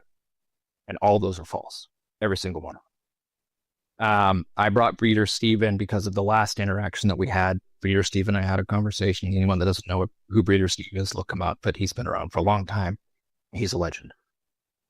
Him and I started a conversation just randomly, and we started talking about Romulan. And it's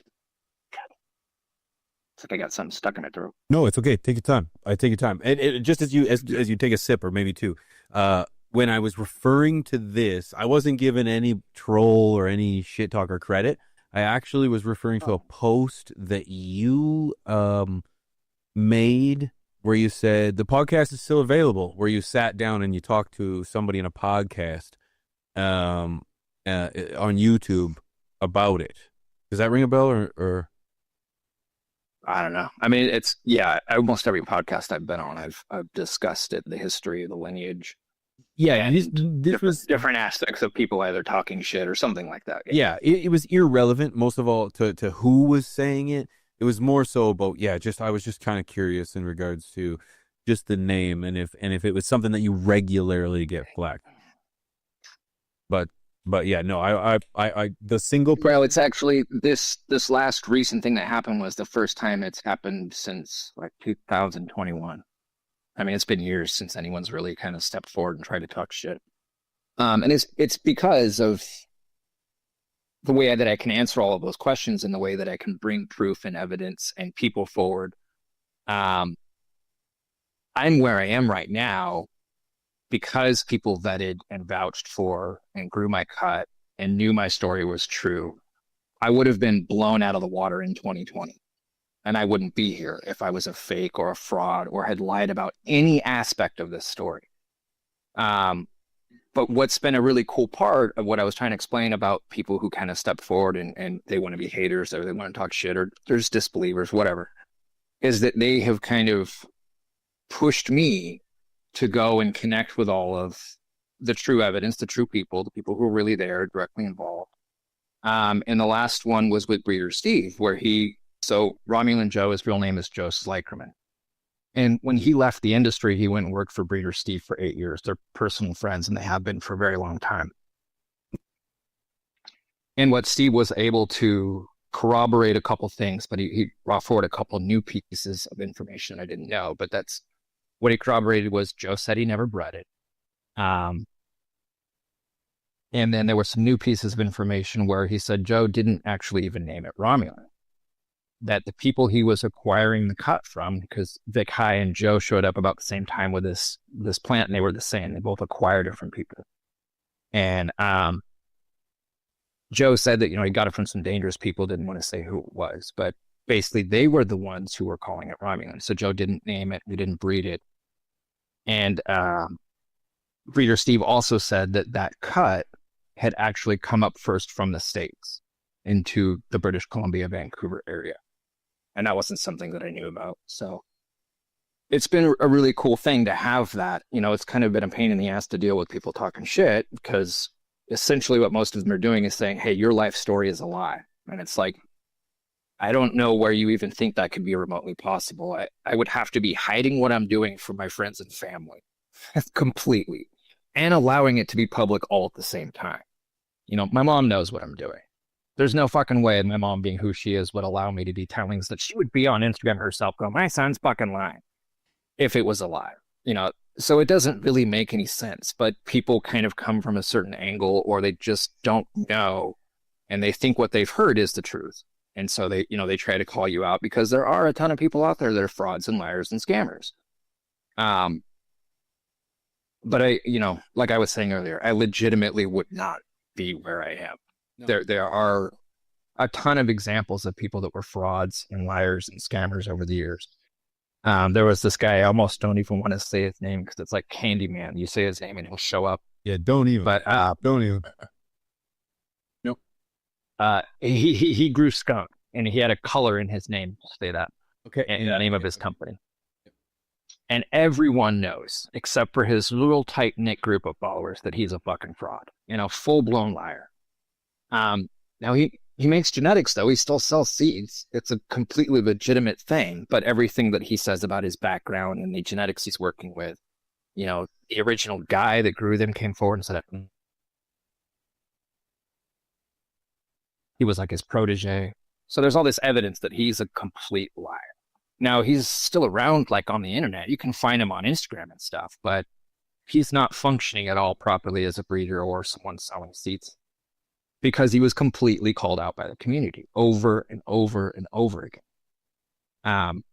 You can't be at the level that I'm at and be full of shit. You just can't.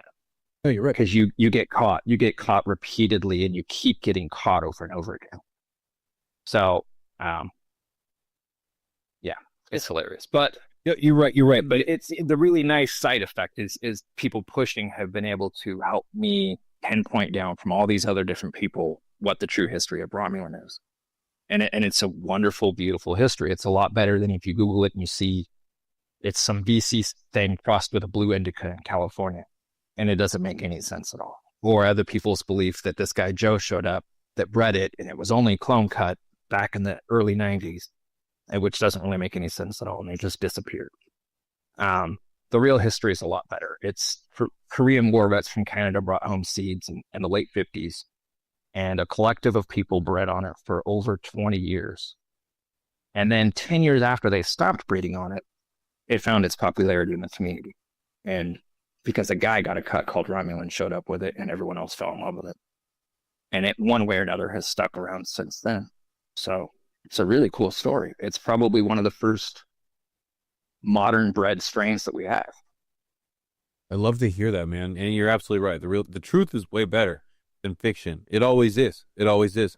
And the thing is one thing to take into consideration is to touch on the fact that you're still here and the fact that your story continues is that, yeah, truth is what it's everlasting. It seems, it's what it can stand the test of time. Whereas we've seen these trolls, we've seen these naysayers, we've seen these people come and they go. They talk shit. They're here for what? At most, I can get a troll to be consistent for like a month, and then they're gone. The ship sails, and then harvest happens, and we move on. And so it's like to give it any limelight. I like that you can use it for your adventure too, to figure out, to kind of check the sources too at the same time, to kind of look into it. Like what I find too is that, it's very difficult to actually hear out a troll. It's only text messages. And I shouldn't say troll. I mean someone who's commenting, because sometimes I take a legitimate critical or a constructive criticism comment as being someone being an asshole. And I immediately can just turn them off. I can turn, and they weren't. They're actually, in fact, a huge fan. They've watched it for a very long time, and they just know, here, Pigeons, you slipped here, and this, I noticed it, and I'm here because I'm calling you out because I actually appreciate you. And so it's hard to sense that in text sometimes. And yeah, sometimes I can kind of get to that position where I think everyone's just hating on me. And sometimes it's like, no, you just got your hater glasses on and you're not willing to actually listen to what's being said. Yeah, I think that's a really important thing. I've talked about this privately with friends before, but it's, in my opinion, it's like the only downfall of haters or anything like that, trolls, is that if they're not an issue in and of themselves whatsoever at all. In fact, usually they're pretty funny and they're great. The problem is when you kind of get, left and right. You're dealing with that, and then someone shows up and you treat them exactly. You smack them upside the face, and you're like, get out of here, and they weren't that. So that's really the only downfall of trolling and hating and things like that. People who, the cannabis industry has its a huge share of people who just talk shit to each other, and it's totally unnecessary, and we don't need it. But people do it all the time for no reason. I mean, I had a guy this morning try to start an argument with me that I was not going to get baited in on about the Harrison Narcotics Tax Act of 1914. Of all things to argue about. Good God. People will do that about anything. So, you gotta let them do that. But when you get kind of caught up in those things, then you can kind of turn to someone, and it could be your mother, your brother, or a close friend, and they say something, and you're like, "The fuck do you mean by that?" And they're like, "Whoa, Yeah, you have a rough day at work, what dude. color shoes you were wearing today?" Right? That's it. I've done it. Now, my wife and I have been together for forever, and the thing is that she'll when it comes to like studio or the show or something, yeah, I can be sensitive sometimes, and yeah, it's no different than like having a rough day at work, and you're all upset, and you're kind of just stressed out, and you come home, and then unfortunately, who do you take it out on?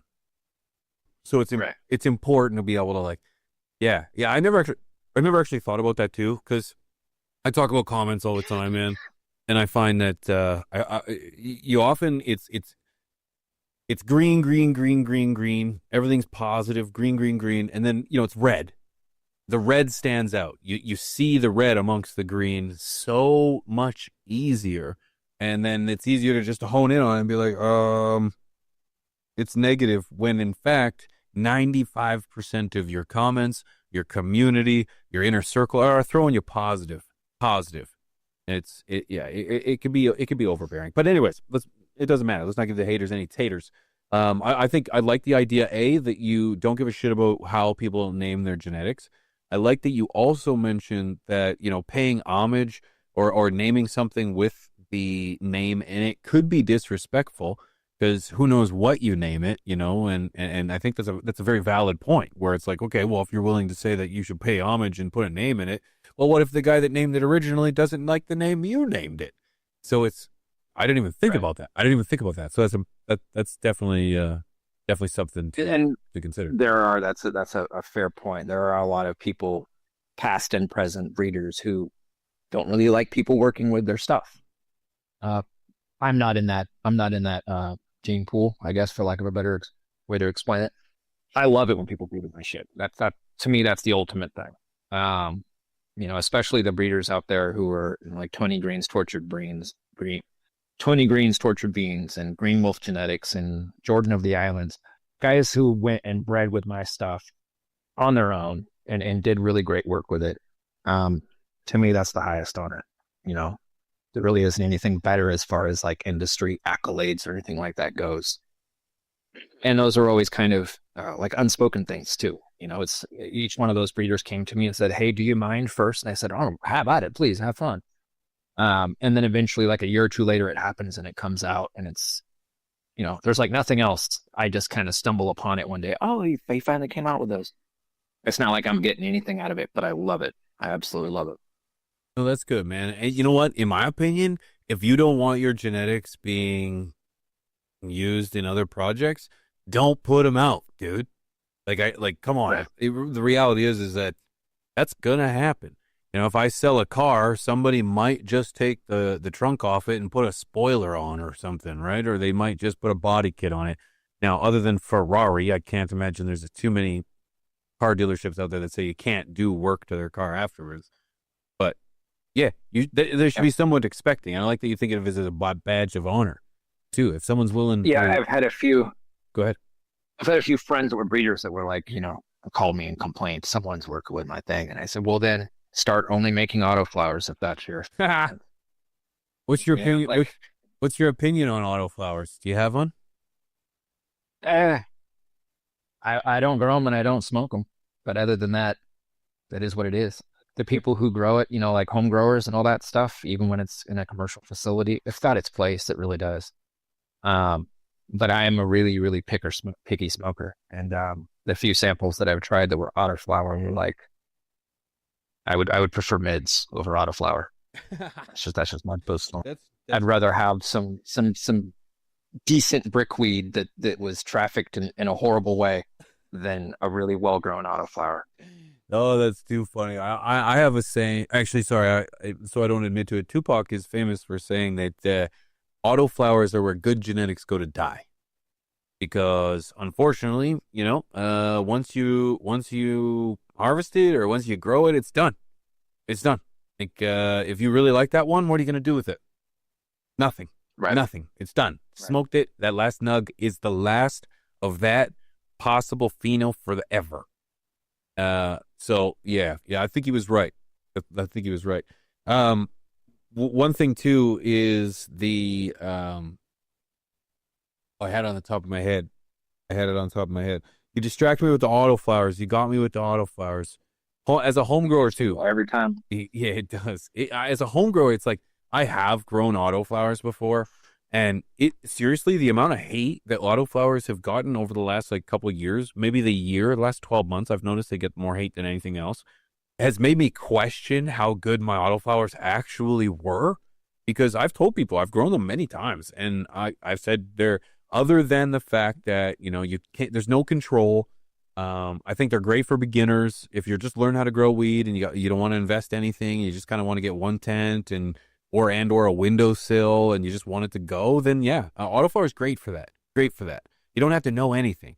And people who grow autoflowers hate that I say that, because they're like, no, pigeons. If you stunt an autoflower, it's gonna. Yeah. So To grow an autoflower at a high level, it is far more difficult than traditional photoperiod cannabis. It is. But that's also the other side of autoflowers, that most people who grow autoflowers are not growing them at a high level. They're setting them out on a porch, or they're in their bedroom as a buffer crop. And that's about it. yes. I don't see any brand out there with a legal dispensary saying we're pumping out autoflower, and people love it and we're winning cups with it. And that's just not happening. That's it. Yeah. Until that starts happening. But before anyone, and they've already left, they're watching this. Here live. comes They already the left hate. 8 minutes ago, Yeah. and they're already sending me the DM. Yeah, here it comes. And they missed this part that I'm about to say right now. Which they did. I have not tried an autoflower in about 5 years. So don't hate Oh, me okay. for making the statement of I don't personally like them. I haven't tried one in a long time. And I've heard from people who breed with them. James Law, we were talking about him earlier. He breeds with them and stuff. And he was telling me, no, they've come a long way and they're a lot better. So they probably are. But I personally, my stance still stays the way it was back then. I have no need for them. Doesn't make any sense to me, an autoflower thing. If someone came to me and said, hey, I have this great nug, you want to smoke it? I'd be like, yep, let me smoke it. If they said, hey, I have this great autoflower nug, you want to smoke it? I'd go, nope. So it just makes me laugh inside, because as someone who has been within the last 5 years, I have grown auto. They have come a long way. There are people that are doing some magnificent things with autos. You got Mephisto Genetics, 420 Fast Buds, and not just the breeders, the people training autos. The people training autos right now and actually growing them are doing so in incredible ways. So, and it smokes fine. Dude, I'll tell you, it smokes fine, man. If you had two buds and I told you one was an autoflower and one was a regular one, you would have no idea. That's the reality today. Back then, no, I totally agree with you. They were underbred, they were underutilized, and I feel like today they're in a position where they can compete. They compete in the autoflower cup against other autoflowers, and they do just fine. yeah, I feel like back then everything was 30 to 50% or more lowrider, the particular cultivar lowrider. And my impressions, I don't really remember the smoke much, but I just remember getting a lot of anxiety, heart racing and they weren't sativa strains of these autoflowers that I was smoking, and it was like everything kind of brought that attribute with it, where it was just, I felt not at peace. I'm smoking weed to calm down, relax, whatever, interact with my friends, and it's like I too much medication in my heart, and my chest is not happy with it. That's fair. So that was my impressions of it back in the day. I'm sure it's fine now, so don't hate me because I personally don't like it. Yeah, those messages are coming, dude. Those messages are coming. Right now. Yeah. I'll answer to people.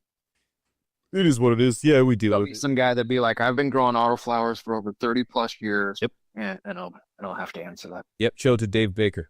One thing I'm curious too is when you're pheno hunting for anything in particular, what stands out above everything else? Because you see everything from seedling to harvest, like to smoke. When you're pheno hunting, what are you looking for? What is the number one thing that stands out that it's like, if anything else was bad, this is the thing I need? It's always the smoke at the end. Yeah. Always. Because I do my pheno hunting exactly the same way for everything. It starts as a seedling. I'm already pulling things out as seedlings. And I have this whole little kind of SOP where it's basically, I'm only taking the things that are rooting faster, growing faster than all of the other things. Clone well, all that stuff. So as seedlings, I'll pop, say 100 seeds for a pheno hunt, even though I only want to hunt through 10 or 20 total plants. I'll pop 100 seeds, whatever the number actually is. It'll always be a lot more seeds than what I'm actually going to drop. And then I'll look at those seedlings as they all have little tap roots, and the ones that have a 3, 2, 4-inch long tap root coming out of it, those are the ones that I select out. Everything else that's the average, basically, where they're all just, 1/4-inch, 1/2-inch tap roots coming out of this, they get tossed. And then the same thing happens when I'm taking cuts of all those, the 20 plants. I veg them out a little bit until they're just big enough to take cuts, and I take cuts off of everything. The ones that basically the average, they're all starting to have nubs and roots, and there'll be 3 or 4 in there that will have full roots coming out, and they're ready to be transplanted. Everything else gets tossed. I'll take those 3 or 4. And I just keep doing that until I only have winners all across the board before I've even flowered them.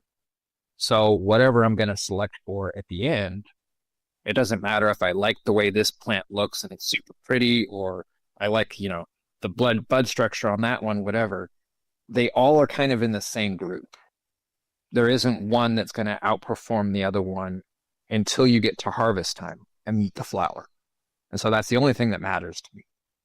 At harvest time, if I smoke it and it knocks my fucking socks off and the other things are just kind of decent or taste okay, then that the one I'm selecting is the one that's like, holy shit, that jar is getting emptied first all day long. I don't select for, this one tastes crazy. I will never do that. If I find something that tastes, smells like pistachios or something and nothing else does, I don't care. If it smokes really great and it smells like pistachios, then cool. That's probably going to be the one I select. But it's all about the end product when it comes time to smoke it, because nobody is staring at the plant while they're smoking a joint. There's no way for them to, have that. I was in the grow room and I saw the plant experience. All you're doing is smoking a joint at that concert or wherever it is that you're at. So that's all that matters to me. The look of the plant, the trichome coverage, all those things are secondary. That's fair, dude. That's great, man. And I think it's very interesting that you mentioned that it starts as early as the tap root, dude. The tap root. It's like you could have the Godzilla of all Godzilla smokes in there, but if it ain't got no tail on it, boy, it ain't getting your attention. I think that's very interesting. I'm actually very similar in regards to the training style. For me, as a home grower, I would like a plant that exploits the space that it's in because of restrictions, because of whatever plant counts, and so on and so forth. I would like for me, if it's tall and lanky, get out of here. It might end up being good smoke, but if it doesn't pass steps 1, 2, and 3, I'll never know. And you're kind of the same way. If it doesn't have a good tail, and if it doesn't make, then it ain't gonna make it, regardless if the way I look at it is, if it didn't have a very good chance to survive in nature, there's no point in me sifting through it. Right. That makes total sense. Yeah, that makes total sense. Good for you. Your story with cannabis goes back very early, to your childhood. I know you were very close with your dad, which I'm envious of, and rest in peace. And he's the reason that you've kind of taken the Romulan adventure, correct?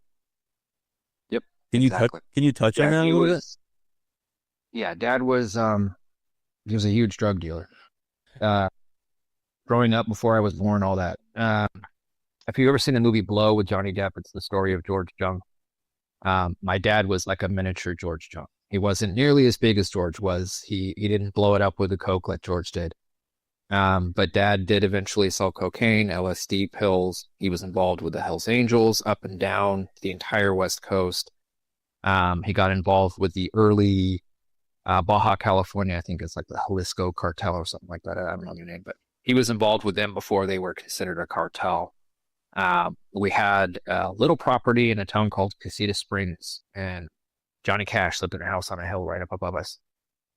Dad would have Cessnas fly over drugs and kicked out over our property. He'd light oil drum fires back in the 70s. And that was kind of the level he was at. He was the dealer for Fleetwood Mac, the Eagles, a bunch of really famous bands. But he was the biggest drug dealer in the Tri-County area on the West Coast. That includes Los Angeles County, Hurt County. So I grew up around that. And, we had crops and plants in my backyard. I was always back there playing, in my diapers. And, once I hit like 5, 6, 7, and 8, me and my friends would try to bypass the booby traps my dad had built around the crop, and it was always there. It was always part of my life.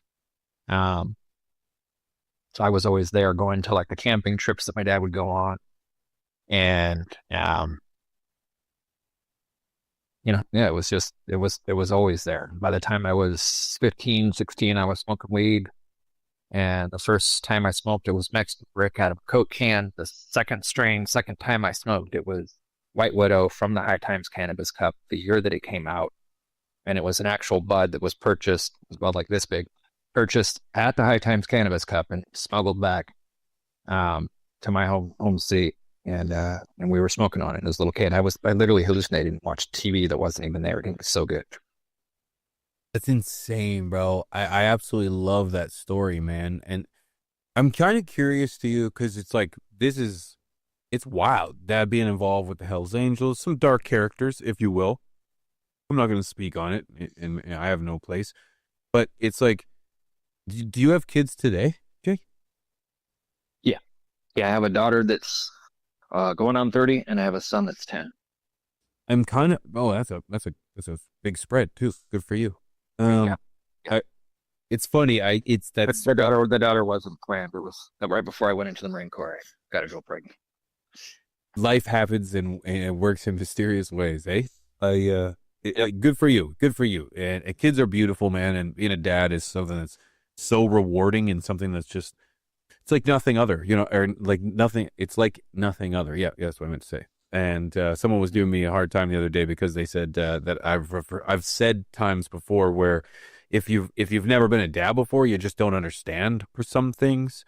And I stand by that because it's true. It's true. That self or that feeling of like selflessness or that feeling of guilt or that feeling of just emotion sometimes that you get from being a dad it sucks sometimes. But my point was, as you're a dad now, how do you feel looking back at your childhood like that? Obviously you probably won't change anything, but how does that make you feel as a dad now and raising kids and the experience that you want to give them? Because I guess No, I don't really. do you like? I don't really think that. Sorry, go ahead. My past doesn't really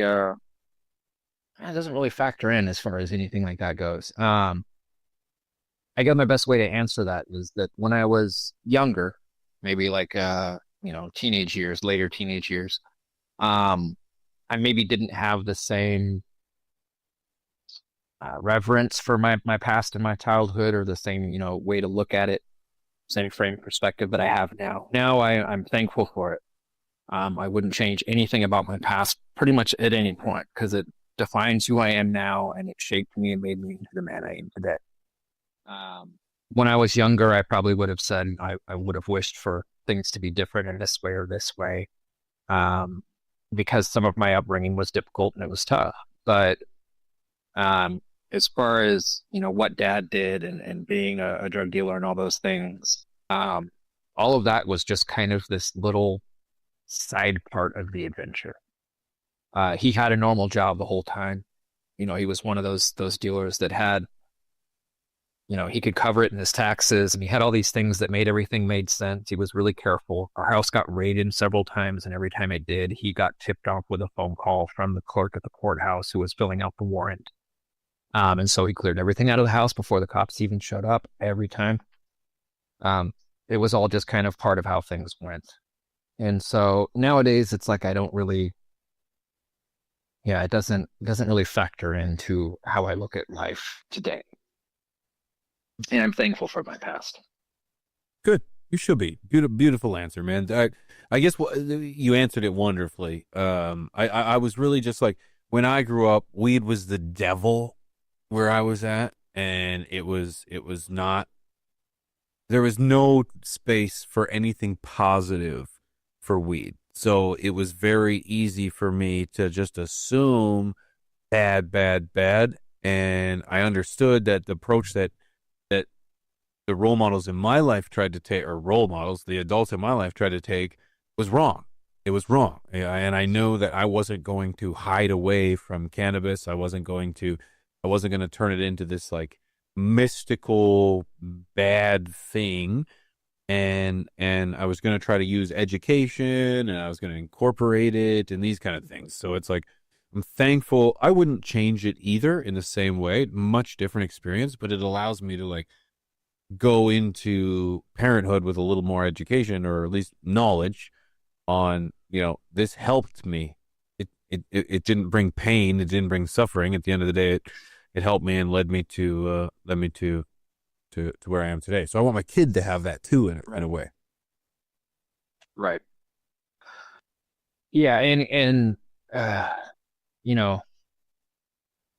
my son has a much different life at 10 now than I had when I was 10. I mean, it's not even, you can't even compare the two. I mean, my son's got the internet on a phone in his hand, Right. all the time. It's such a different reality, that you can't even, it's just apples and oranges at that point. But the way I grew up was,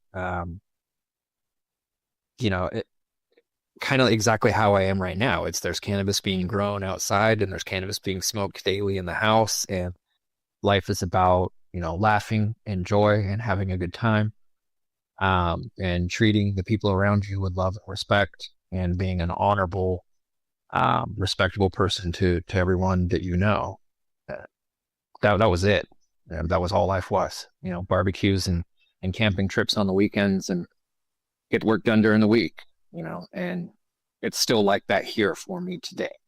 That's day in and day out. It's the exact same kind of lifestyle. So, I think it's very clear then that your father was a great man and taught you, despite his adventures and where that took him, they taught you that it taught you a lot on how to be a good character and a strong man and a father to your kids and your community. So, shout out to your dad, shout out to you and your family, because you guys are kicking ass, and it shows. And I'm excited to see where your adventure takes you, brother.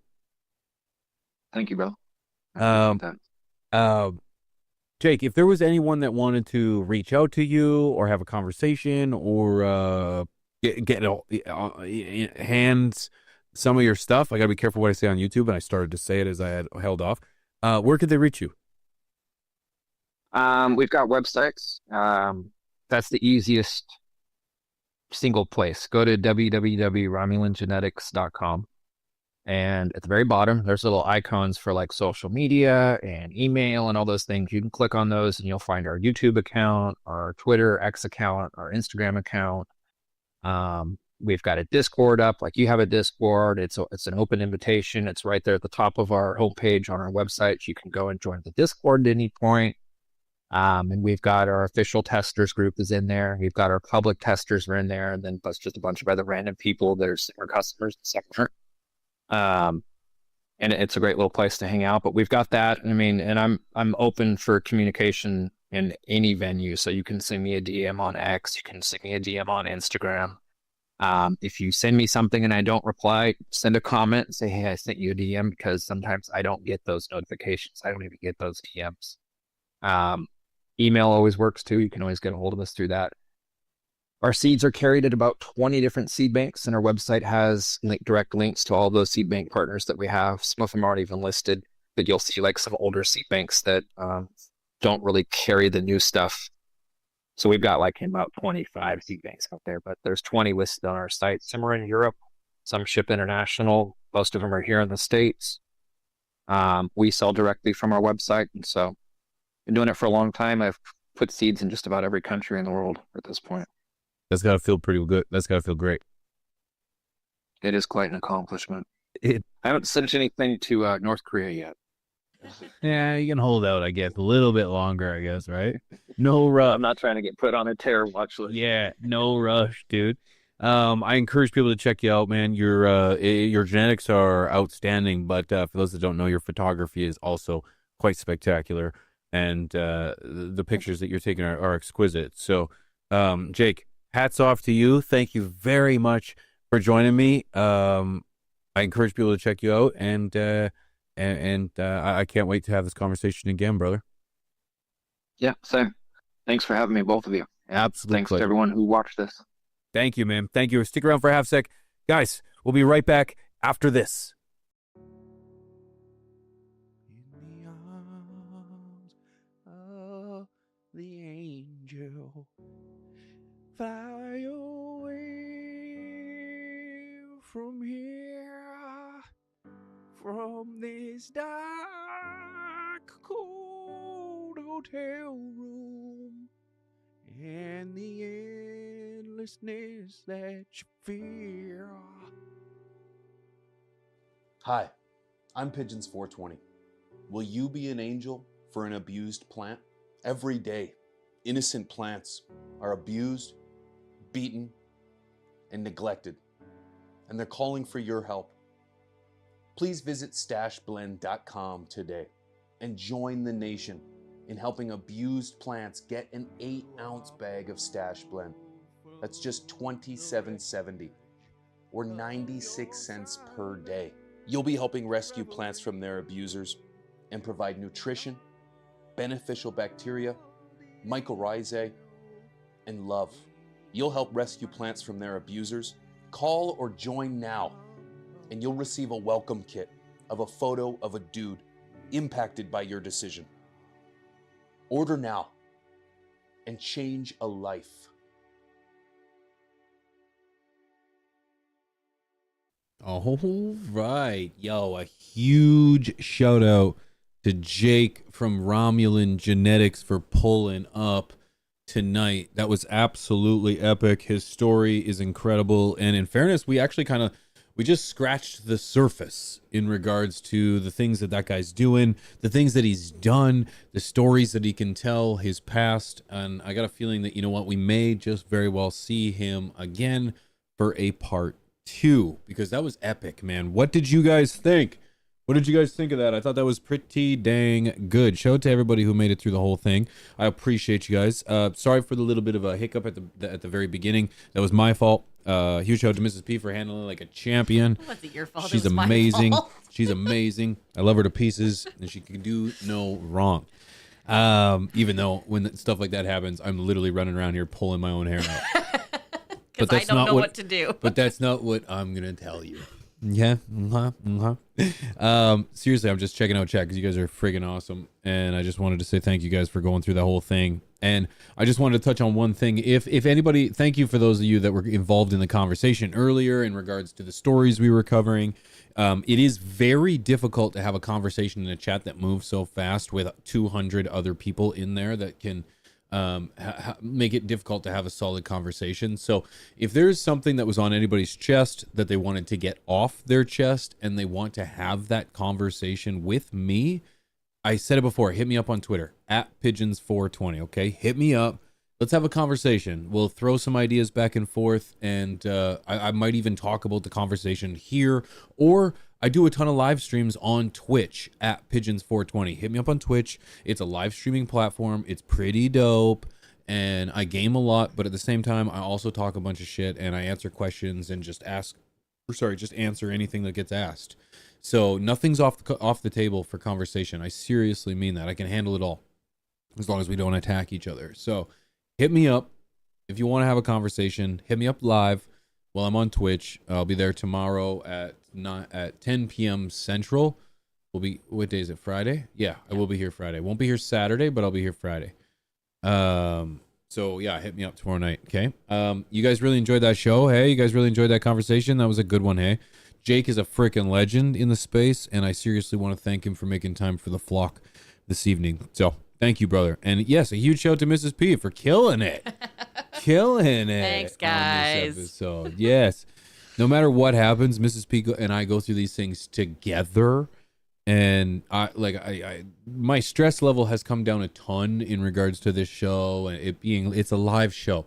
And if there's anything I've learned over the last year and a half is that when it's live, things are going to happen, and that's just the way it goes. I'm thankful that audio is always on point, and you know, we kind of have connections working relatively easy. It's technical stuff, and you can't fix the technical stuff. So it is what it is, and you can't always predict it. So We did see your comment about the TV though, Robert, and we will consider and see if we can make that happen.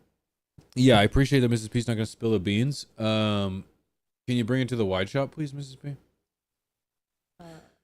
What is that? I don't know. Oh, that's the raffle, I think. You have it on the screen. I have no idea. I was just going to say, What do you want me to pull the wide shot? so that we would have just the TV here. Do you have the T logo? I'm going to spill the beans here, because if you made it this late, ladies and gentlemen, you're a real one. This is just a green screen, friends. This is just a green screen. I can take the green. Okay? I No, can then it take just goes off. black. It doesn't prove anything. This is just a green screen. Okay? And when somebody's on the TV, I can't see them on the TV. There's actually a monitor that I look at just offset that I'm staring at that gives me their face. So what I'm going to do, Robert, because you said that, I'm going to make sure that monitor is farther to the corner. So when I'm talking to them, it looks like I'm more so angled towards the TV. I love that you guys think that it's on the TV. I love that some of you don't know that there's a green screen. I love it. I love you guys. We at one point very early on did have it on the TV.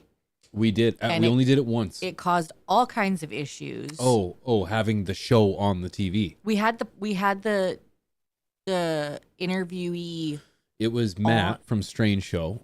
I did the show because you had just had surgery. Oh yeah. And you were in bed. And I came downstairs because you were having issues. Yeah, and I was trying to run the show from here, from the TV, and the color was all off. It was just really bad and stuff. So I learned really, really early that it's tough. It's tough. So I want to let you know, if it was easy, I wouldn't do it. Okay? This show stands out. This is the only show that does this format of interview style, of this conversation. This is the only way. And I love it this way. It is way harder. And that's exactly the way that I signed up for. So, but we try to make it look as good as we can for you guys. Try to make it look as good as possible. Yup. And sometimes that means there's no audio. Yeah, sometimes no audio. Sometimes no audio. So I appreciate it. It was a great show. Never heard of Jake before that. So thanks for that. Appreciate that, Jiggle. Thank you for your opinion, man. Link to the Romulan Discord can be found on X on @RomulanJake and ADK Singanic X on X if you're interested. New testers are going. You know what, Mrs. P, actually, as a matter of fact, let's see if we can just link Jake's X to the chat so we can get people going in the right way, because we want everybody. This isn't a community of one. This is a community of all. And quite frankly, if you're in the community to grow beautiful and bountiful plants, and you're in the community to share that experience with the people, and you want to see the plant prosper and to see more people exposed to the reality of harnessing their medication and improving their lives, I'm in this mission with you, man. Big or small, we're in this together. Okay, we're in this together. All right. Mrs. P is great. Kaya, you're absolutely correct. Yo, I can THC. Can you mod that man up, please, so that I can see him when he's in the chat? Matt, you, sir, are being knighted. All right. Mod status to the highest order, please. Or I might even be. I did it. Oh. I did it. Don't tell me to do something. I did it. I didn't know I could do it. I didn't know I could do it.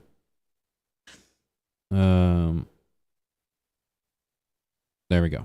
Got him. Huge shout out to the ICANN THC. There's another son of a gun that I fox with. That's another guy that I support. Not only do I support and that I enjoy his acquaintance of. I love that dude, man. We've been across the country together. Not only that, I had the opportunity to. I was in Matt's home. He showed me some wonderful hospitality, and we had a great time. And I love that cat. So if you haven't already, make sure you do go check out ICANN THC. Not only is this guy dropping some incredible videos about our plant, what I actually appreciate more is that he's stepping it up and giving us some good quality analysis of news in our space. And if you're looking for news with ICANN, from Matt's perspective, I strongly encourage you check out Legal News Network. You will not be disappointed. You will not be disappointed. And for as long as I got a channel, I'm going to. Our communities are of all. So shout out to my boy ICANN. You know, this community of people that I fox with is small. The circle's small, but it's tight. So there it is right there, Legal News Network. Make sure you go check that out. Hit that subscribe button, and then let me know when you hit that subscribe button. Let me know how many people hit that subscribe button. All right, I want to know, and I want to know by the time I'm done packing this beautiful bowl of a genetic that I'm not extremely fond of, and I want to know what who's in, baby. So. And I can't wait. Here's the shit. You damn right, Robert. And I can't wait to actually see Matt's perspective on the raid on Glass House Farms that we spoke about earlier. That sparked up some conversation. Actually, in fact, maybe even we can get Matt's opinion here live next week. Let's put him on the spot. Okay. For just a brief moment. I just want to get his opinion, quick phone call, and see what he thinks. But we'll talk about that after. Hit it. Thank you, guys. Thank you for subbing. I'm already subbed. I love it. Thank you, Lacey. Love it. Chapo, thank you. Brina, appreciate you. Kurt, let's go, baby. ICANN is the shit. Yeah. Thanks, man. Appreciate it. Love you, dude. Appreciate you, dude. I know I love you. And Mrs. P. Right back at you, brother. And I can't wait to chill again, dude. It's going to be soon, man. It's going to be what? December, I think, is the next time? December. You doing the old MJ? Well, yeah, we're doing MJ. There's no doubt about it. We're doing MJ. We'll see you in Vegas in a couple Well, I'm not months. doing MJ, but I'll do Vegas. Yeah. I don't go to the boring I part. did a video on it, guys. I feel like our views are aligned. Yeah, I got a feeling. I got a feeling. And I got a feeling everybody else will come to terms when they see that too. And I'm gonna catch that. I'm sorry I didn't catch that, because had I caught that, I could have been prepared with some good quality knowledge, some talking points, and everything I need to know about the situation. Had I just watched Legal News Network first. Okay. Kind of surprised you didn't, to be honest. Cheers, guys. Me too. But I was in scramble mode. Cheers, guys. I know.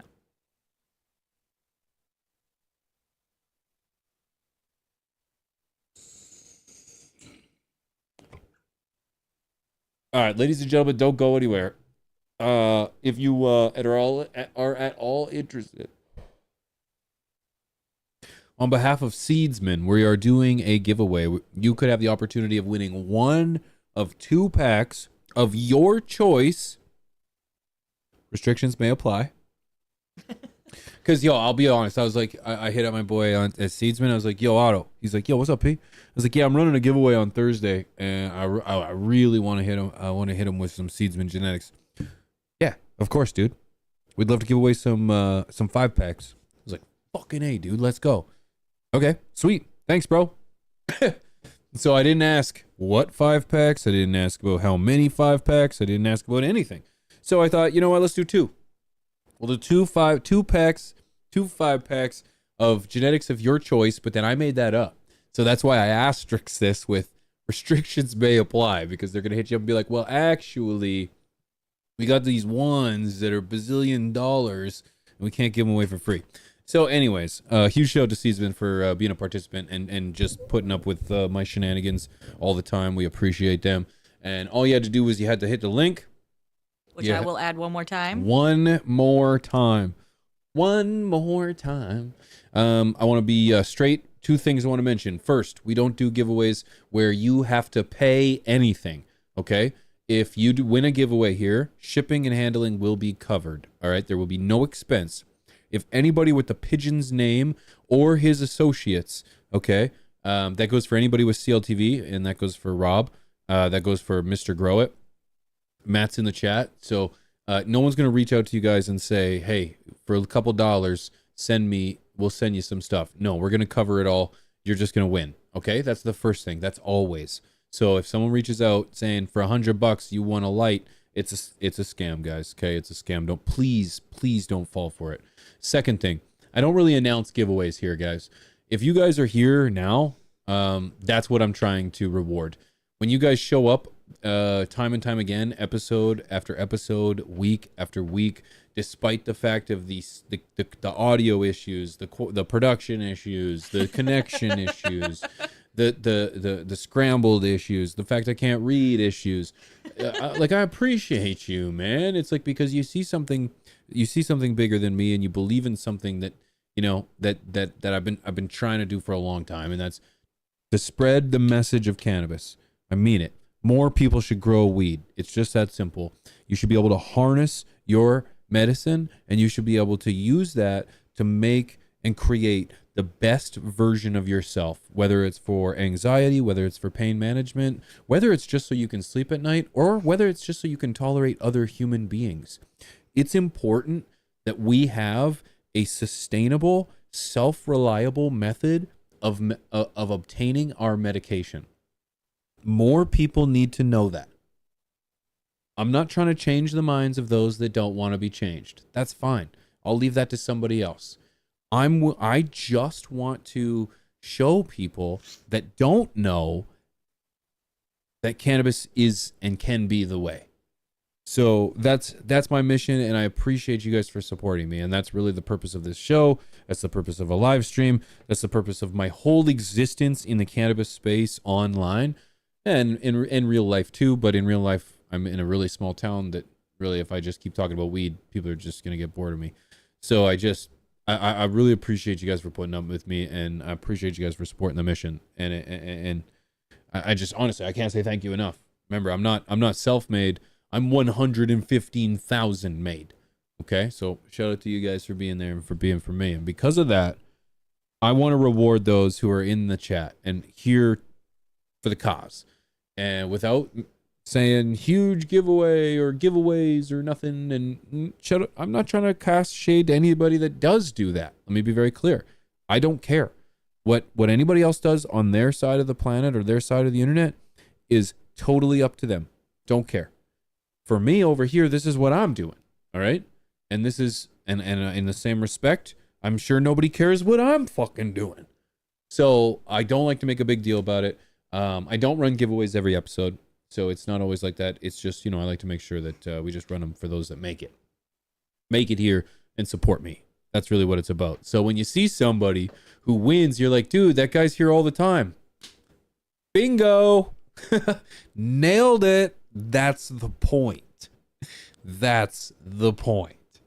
So it's just that's just the way I like it. That's just the way I like it. And shout out to everybody else in this community that's doing giveaways, that's trying to get the most amount of equipment to the most amount of people. That's really cool too, and I support that.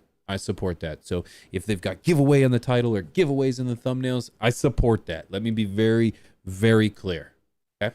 So, with that being said, Mrs. P, what do you think? Should we give away 2 individual 5-packs from Seedsman? And if you don't win, you can still be a winner if you head over to Seedsman and use promo code PIGEONS420. All right? You can do that and save a little bit. And because Seedsman is a sponsor of the show, the channel, there's a little bit of a kickback as well. Okay? We are part of the affiliate program. And for every little bit that you spend, you also help out the channel. So you get a little off. We get a little support. Everybody's a winner. You get quality genetics. Bada bing, bada boom. Bob's your uncle. So, Mrs. P, shall we run it? What do you think? I'm ready. Mrs. P's ready. Mrs. P is ready. Can I get a huge shout out to Mrs. P in the chat, ladies and gentlemen? Huge shout out to Mrs. P in the chat. Let me tell you, she pulls up.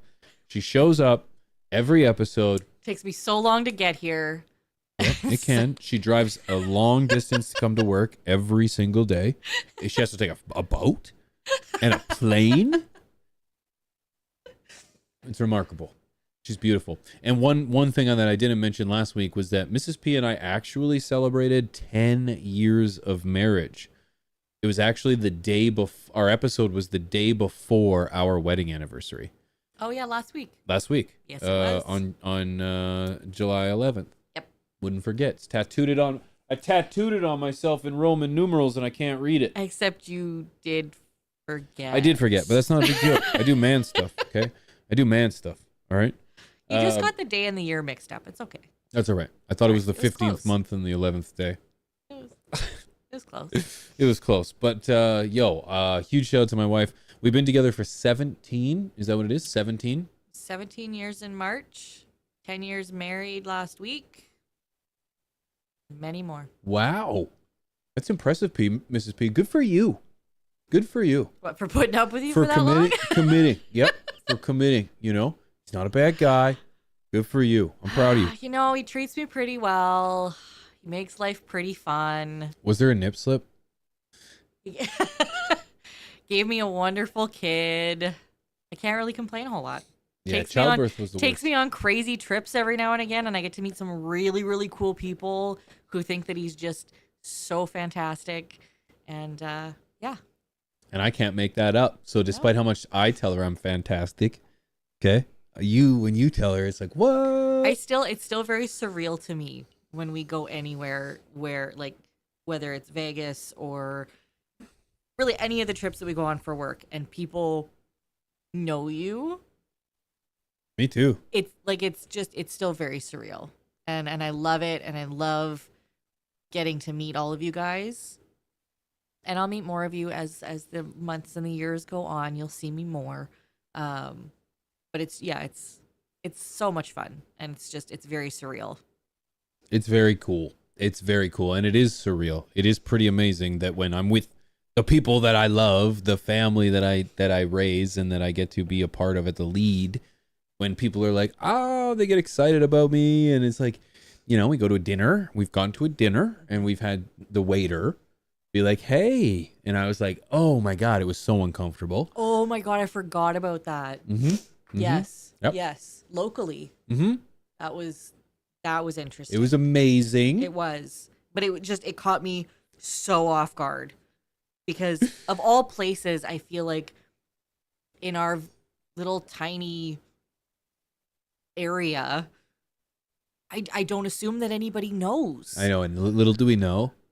So many people probably Everybody do. knows. Everybody knows. I feel like a lot of people know what we do at this point, but aren't necessarily watching or paying attention or even know where to look to find you. So when that kind of thing happens in such a small, intimate setting, it is very shocking. Shocking. And yeah. Yeah, it's shocking. It's shocking. And shout out to the local audience. I know there's people watching.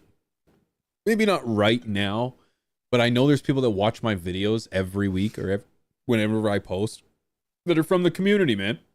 And when I say community, I got the hiccups now. I'm from a town of less than 1,000 people. Yeah. And so, yeah, like it's, you know, it's pretty surreal. My online presence is 100 times larger than my town. Hundreds of times larger than my town. So it's pretty crazy. But shout out to my local audience who do support me. If you're in the chat and you're listening to this right now, I want you to hit me. When we walk past each other at the grocery store, you hit me up. You'll be like, "Ow, I was there. I was there." I would never, honestly, Lacey, I do too. And I would What did never Lacey judge. ask? She said, I would fangirl if I met FTS. Don't judge me. I Oh. do it every time that we see them.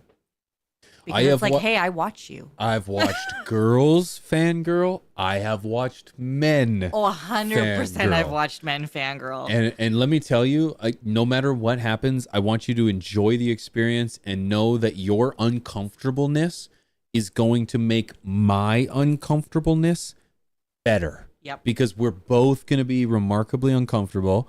And I don't mean it's the way it is. I have I have social anxiety like anybody else. I love to be the center of attention. I'll be the first to tell you, but I also suffer from social anxiety. It's being the center of attention is how I deal with my social anxiety, which is a very strange thing to say, but that's the reality. It's like, if I'm the center, I'm in control of everything. If I'm the center of attention, you're all eyes on me.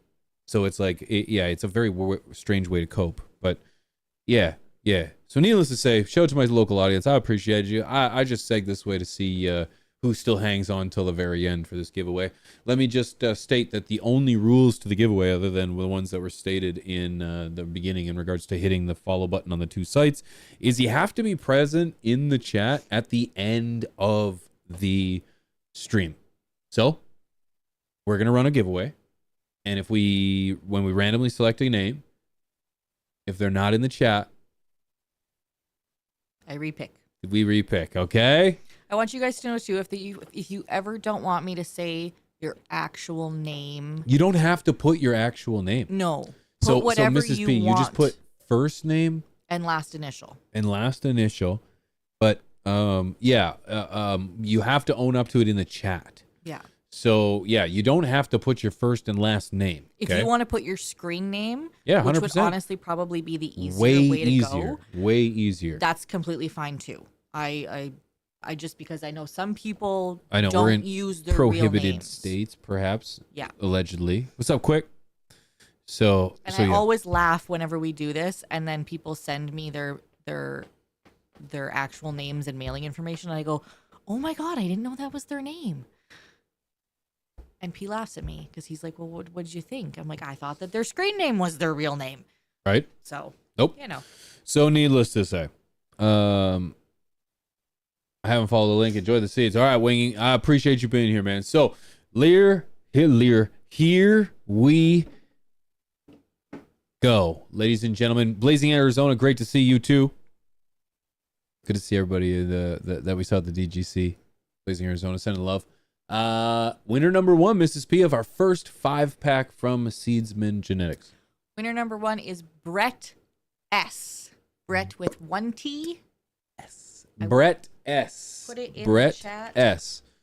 You have to claim your prize. If your name is Brett S. and you want to claim, and we have the email, so we're gonna reach out to you. Okay, we're gonna reach out to you, and make sure if you claim it as not yours, you're not gonna get it because we have the email. All right, so it's my real name because I didn't know I could change it. Robert, that's fantastic. No. I think he's saying on his. Oh. Whoever it is, congratulations to Brett S. That's fair. If Brett's here. Congratulations to Brett S. We'll give you a few seconds. I know. YouTube is behind about 30 seconds. Yes. Despite the fact that I have it on the fastest it should be on, so I didn't realize that the interaction is always 30 seconds behind. How did we enter? Rules to enter were at the beginning, middle, and even at the end of stream. So you just had to be here for the stream to participate. So is it Robert? Just real quick. No, just to make sure. No, I think she's making fun of you saying that. Robert, that's fantastic. Yeah, is Brett here? Okay. Let's give it a couple more seconds because I don't want to have 2 people involved if someone's all of a sudden like so give it about another 30 seconds here. I got a bowl here, we'll rip it. Yes, they could be in ads too. That would be the worst case scenario. What do you mean? Like because YouTube throws ads up randomly throughout the stream. Oh, yes. So if they're in an ad for 90 seconds and I call their name and they get stuck, that would be the worst. And I don't want to do that. I'd make it right, but don't worry about it. Don't worry about it. I don't want to worry about it. That's what I meant to say.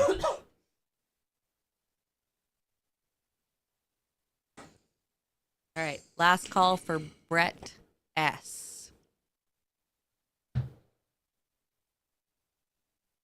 I'm just me. All right, Robert. Good to know. Okay.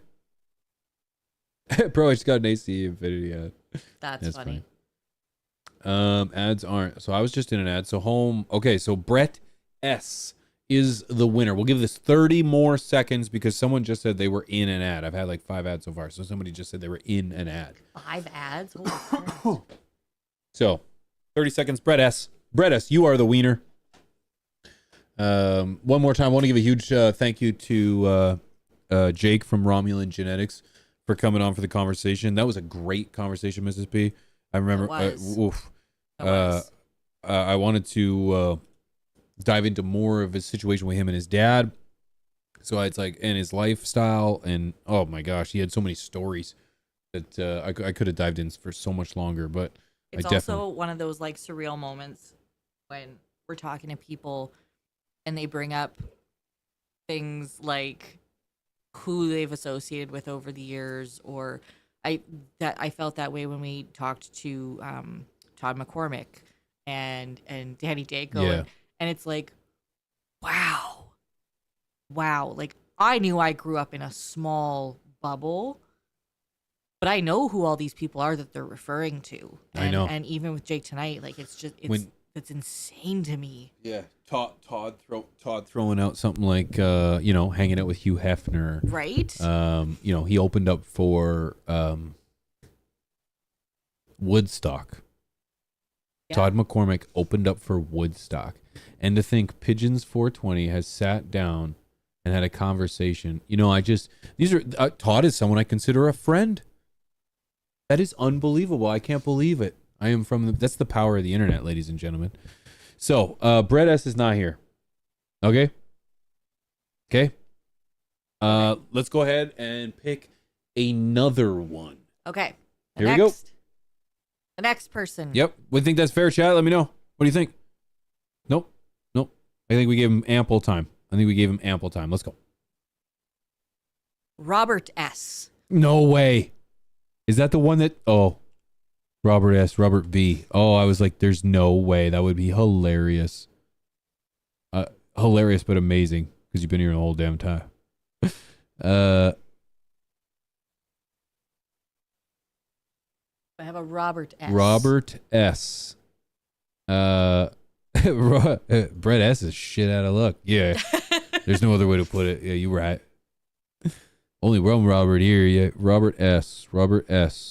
Okay, I'm going to give a little less time this time because I know the ads just happened, if that's a thing.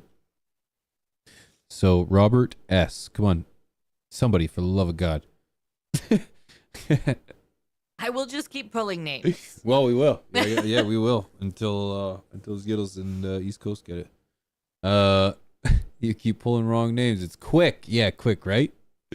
He probably just got excited. Robert S. Okay, I'm going to give 30 more seconds. Give or take. I thought it was Robert Baird too, right, Jester? Right?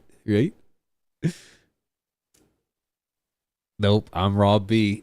So close, dude. So close. Okay, come on. Okay, so I'm going to go with another 20 seconds. It was a long 10 seconds. But I'm like, there's a lot of people active right now. I know. And there's so many entries.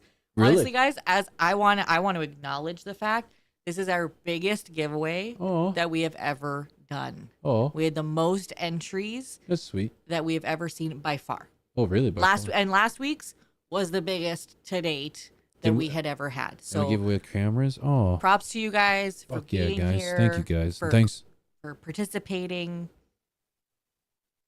Yeah. I'm here, pick me. Okay. No, let's right. Robert S. Sorry, dude. I tried, dude, and I don't feel bad.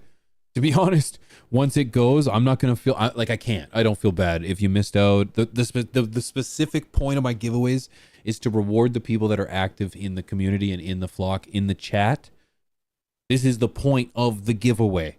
So I really just don't know how to make it more clear. So majority rules around here. So if the flock is in, we're in. Let's change it up. Let's pull another one. What do you guys think? Robert, Richard H. I missed. Oh, send 5. Reg, come on, dude. Thank you, bro. 5 gifted memberships to the flock. That is very kind and very sweet. Thank you so much. Very sweet. Nug Shrub gets one. Golden Mayhem gets one. Rickert gets one. Ty gets one.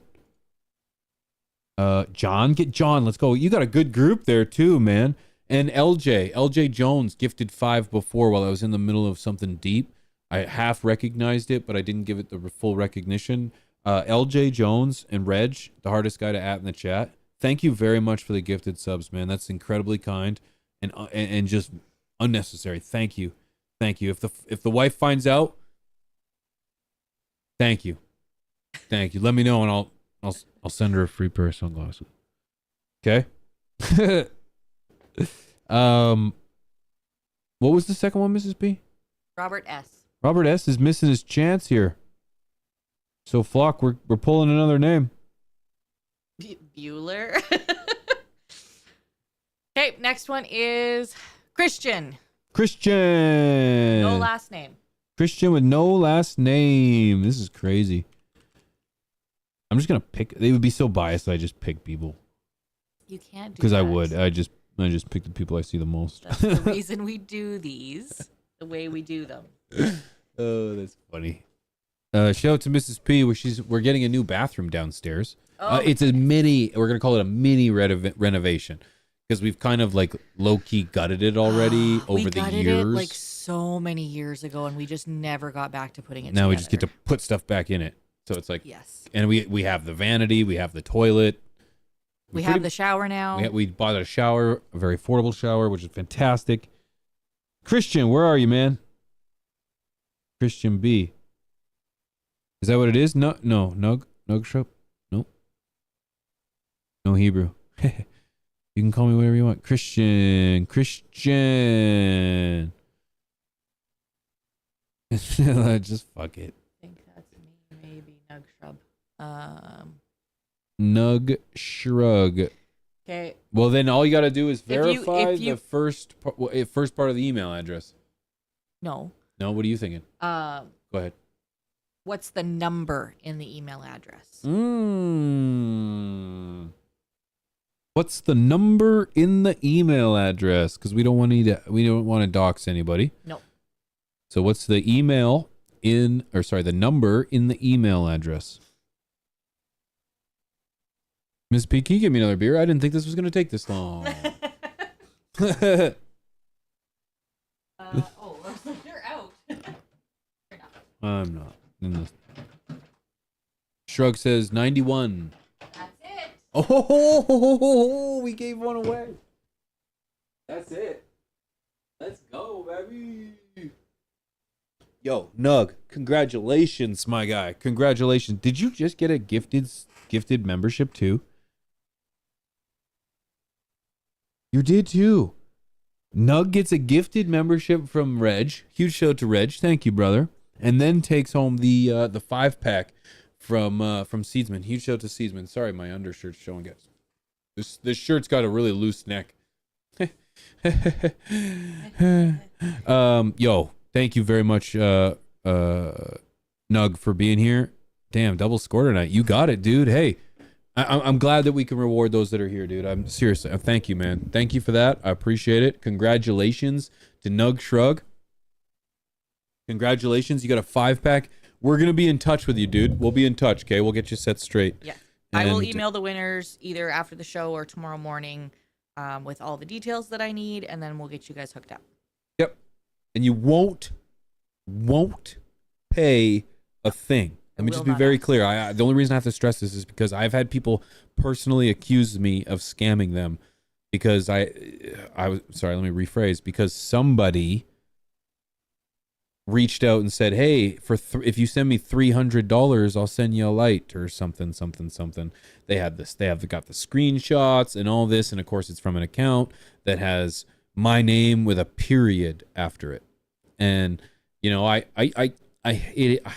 want to say I don't blame the people that fall for this, but at the same time, I cannot count how many times I've been so vocal about the fact that I will not charge for anything, and I won't reach out to anybody randomly and say, "Hey."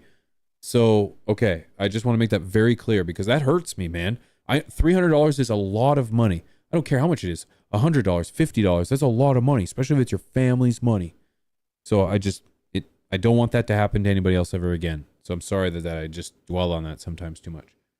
Okay, Mrs. P, we got the first one taken care of. Congratulations, Nug Shrug. All right, and our fourth winner. Our second winner. Our second pack goes to Aaron K. Aaron K. Thankfully, everybody used their real name, so we'll never really know who's who. Congratulations. Speaking of, did you got a hold of both of the people from last time? Yes, I did. Yes. Congratulations to both the winners the last time, taking home the cameras from Vivo Sun. Yes. Shout out to Vivo Sun, being a sponsor of the show. If you're checking out anything from Vivo Sun, vivosun.com. Use promo code Pigeons420. The flock's gone green, and Vivo's join the team, baby. So if you guys would like to get anything from them, Pigeons420 will save you 15% off the website, plus more. I'm sure there's other things going on as well, so make sure you check that out. I keep forgetting to stress the 15% part, Yes. which is the highest almost I've ever had, promo code I've ever had. So huge shout to Vivo Sun, man. Huge shout to Vivo Sun. Actually, in fairness, real quick, while we're waiting for Aaron K. Oh, Curly Green's like at Aaron Costin right there, baby. Do we see it? What are we doing? I don't know. I saw an ad. No, I'm just gonna show what I got here real quick. Don't worry. Okay. Don't worry. Lacey really wants to see your shoes, by the way. Oh. Okay. She's only asked 200 times. 648,584,663 times. Well, as you can see, I run a green screen, and Vivo Sun does not work well on the green screen. Anything that's black is in fact green. This is an entire 2x2 tent setup by Vivo Sun. I can't see your face. I've got the fan over here. There we go. Yeah, that's Do you good. want this shot? Yeah, sure.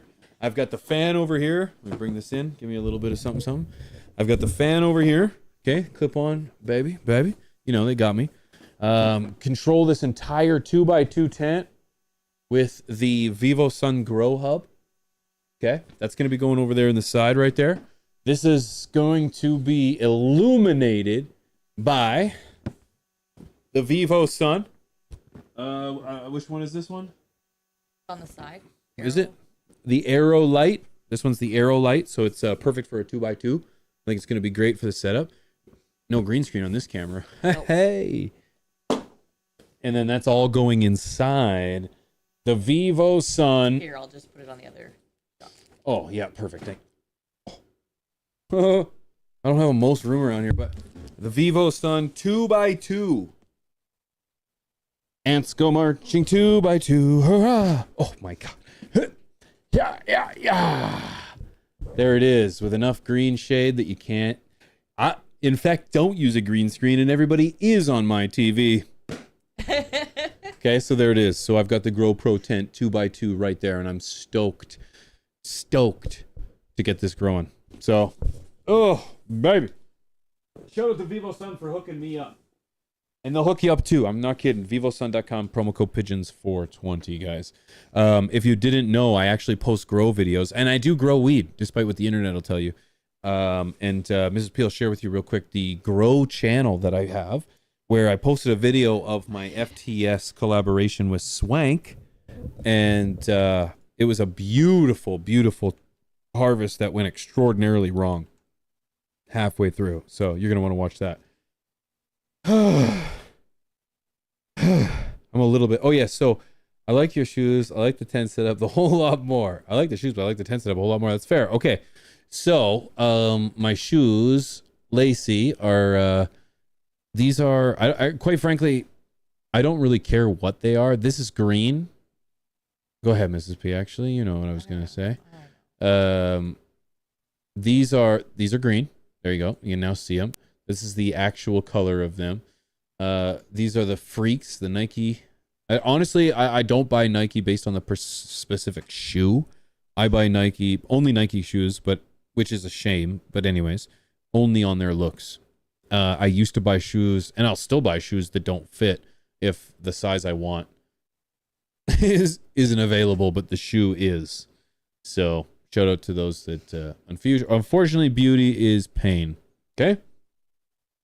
So what did we have? Aaron K. No one Still coming up? All right, run it again. Okay. Orion. Orion.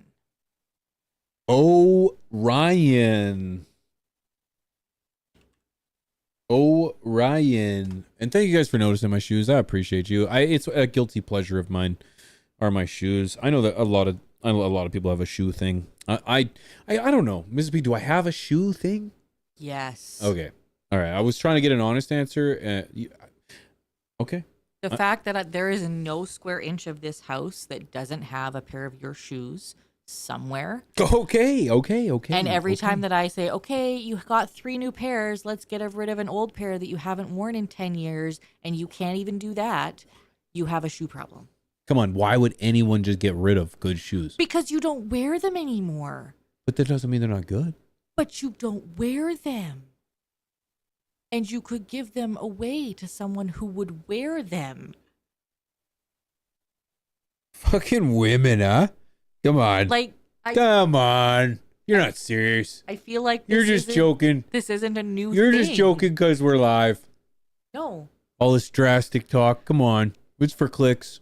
The fact that you buy new shoes every time you do an FTS trip, we now have an abundance of shoes.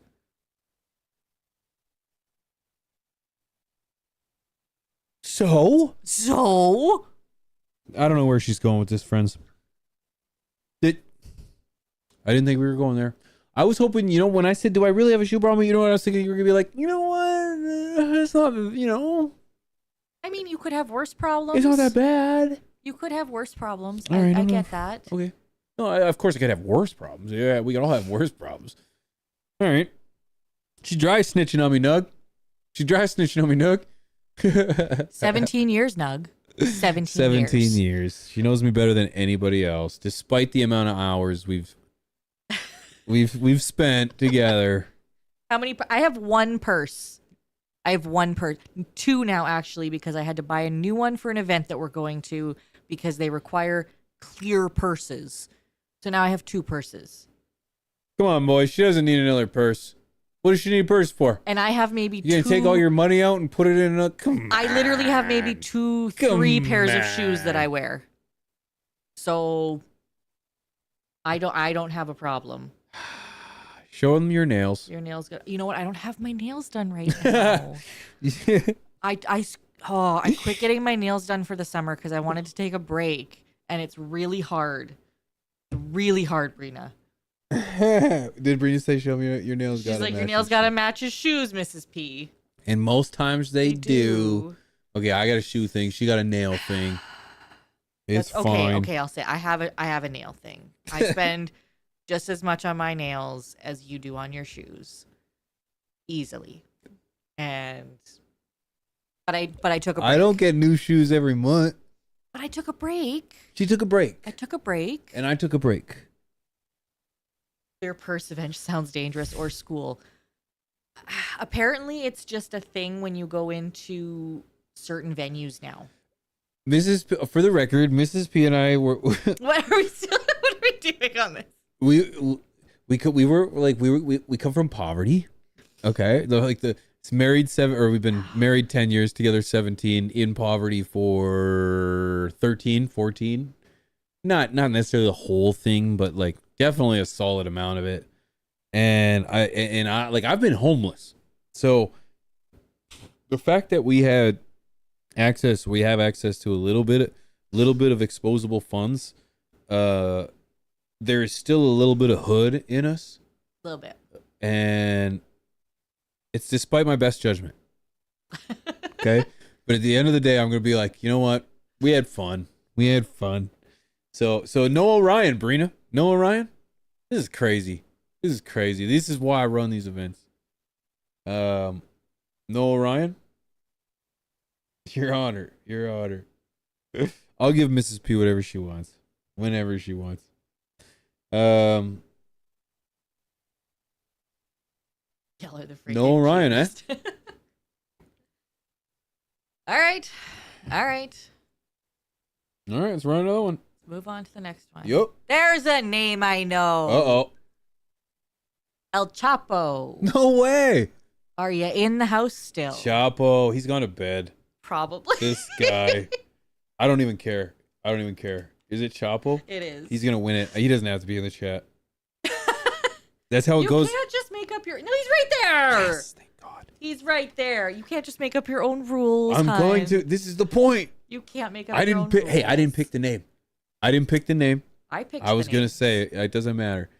If you're a part of this community, you're getting rewarded. All right, you have to be in the chat. I only had to pick unless you're a real one. 6 Okay? names. I forgot to add that part. Unless you're a real one. Okay, I forgot that part.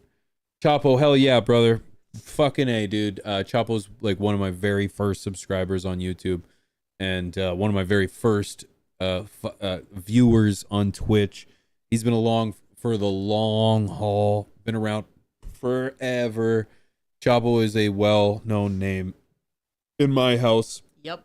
And not for anything notorious.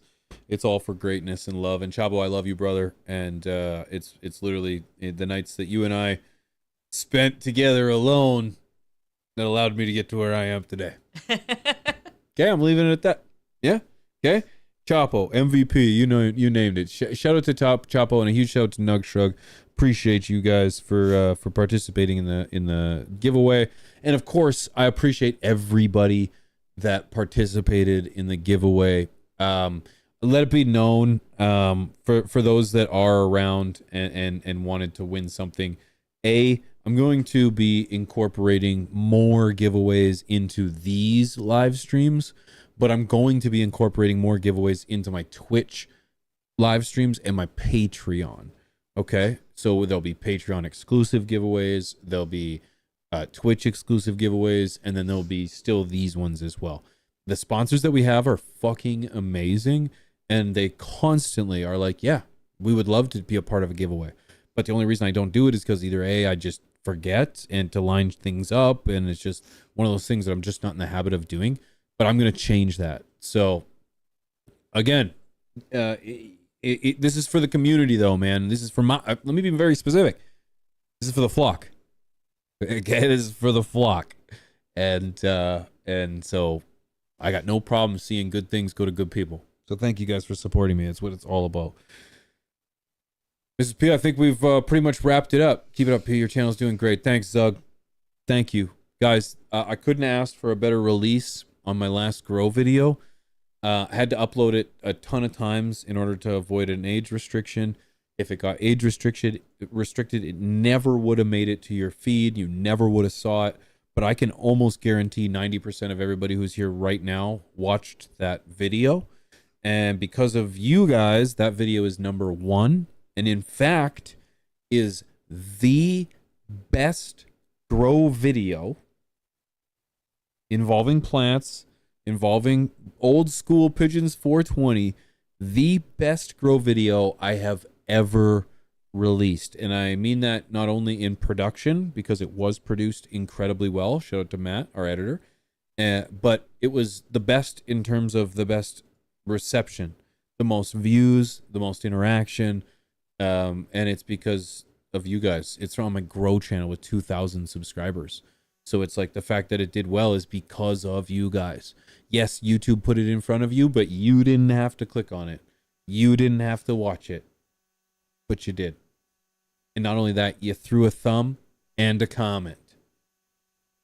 I'm looking at you, John. I'm looking at you, Kurt. I'm looking at you, Chabo. Okay? East Coast. I'm looking at you.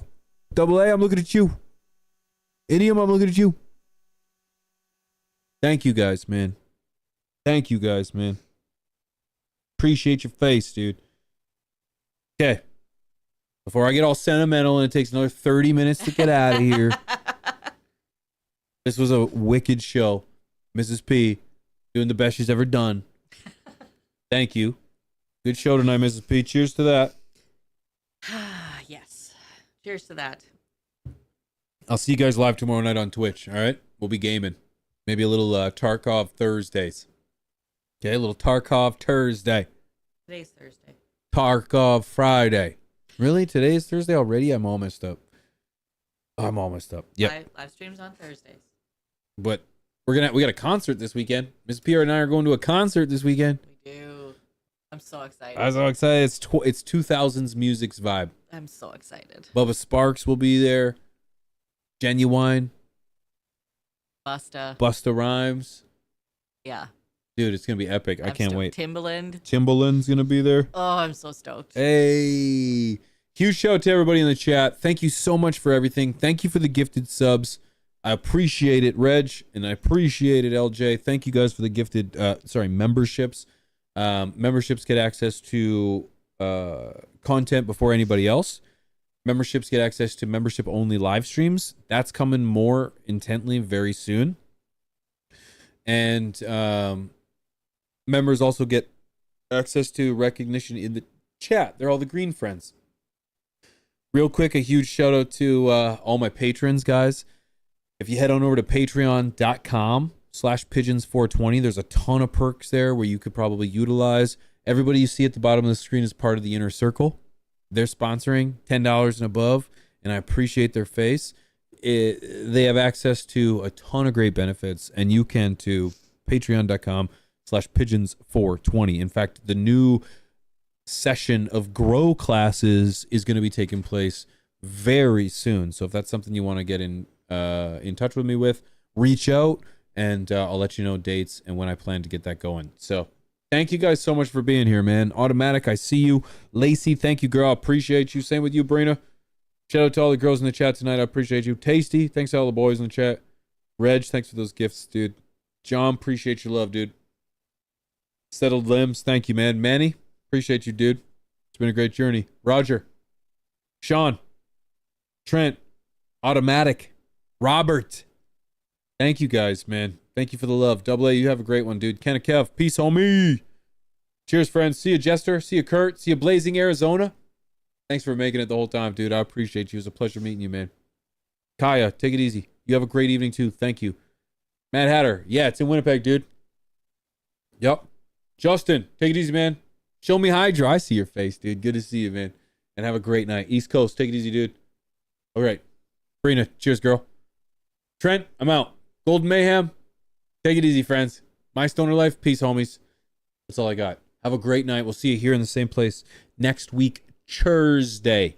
But until then, I'll see you on Twitch. Peace.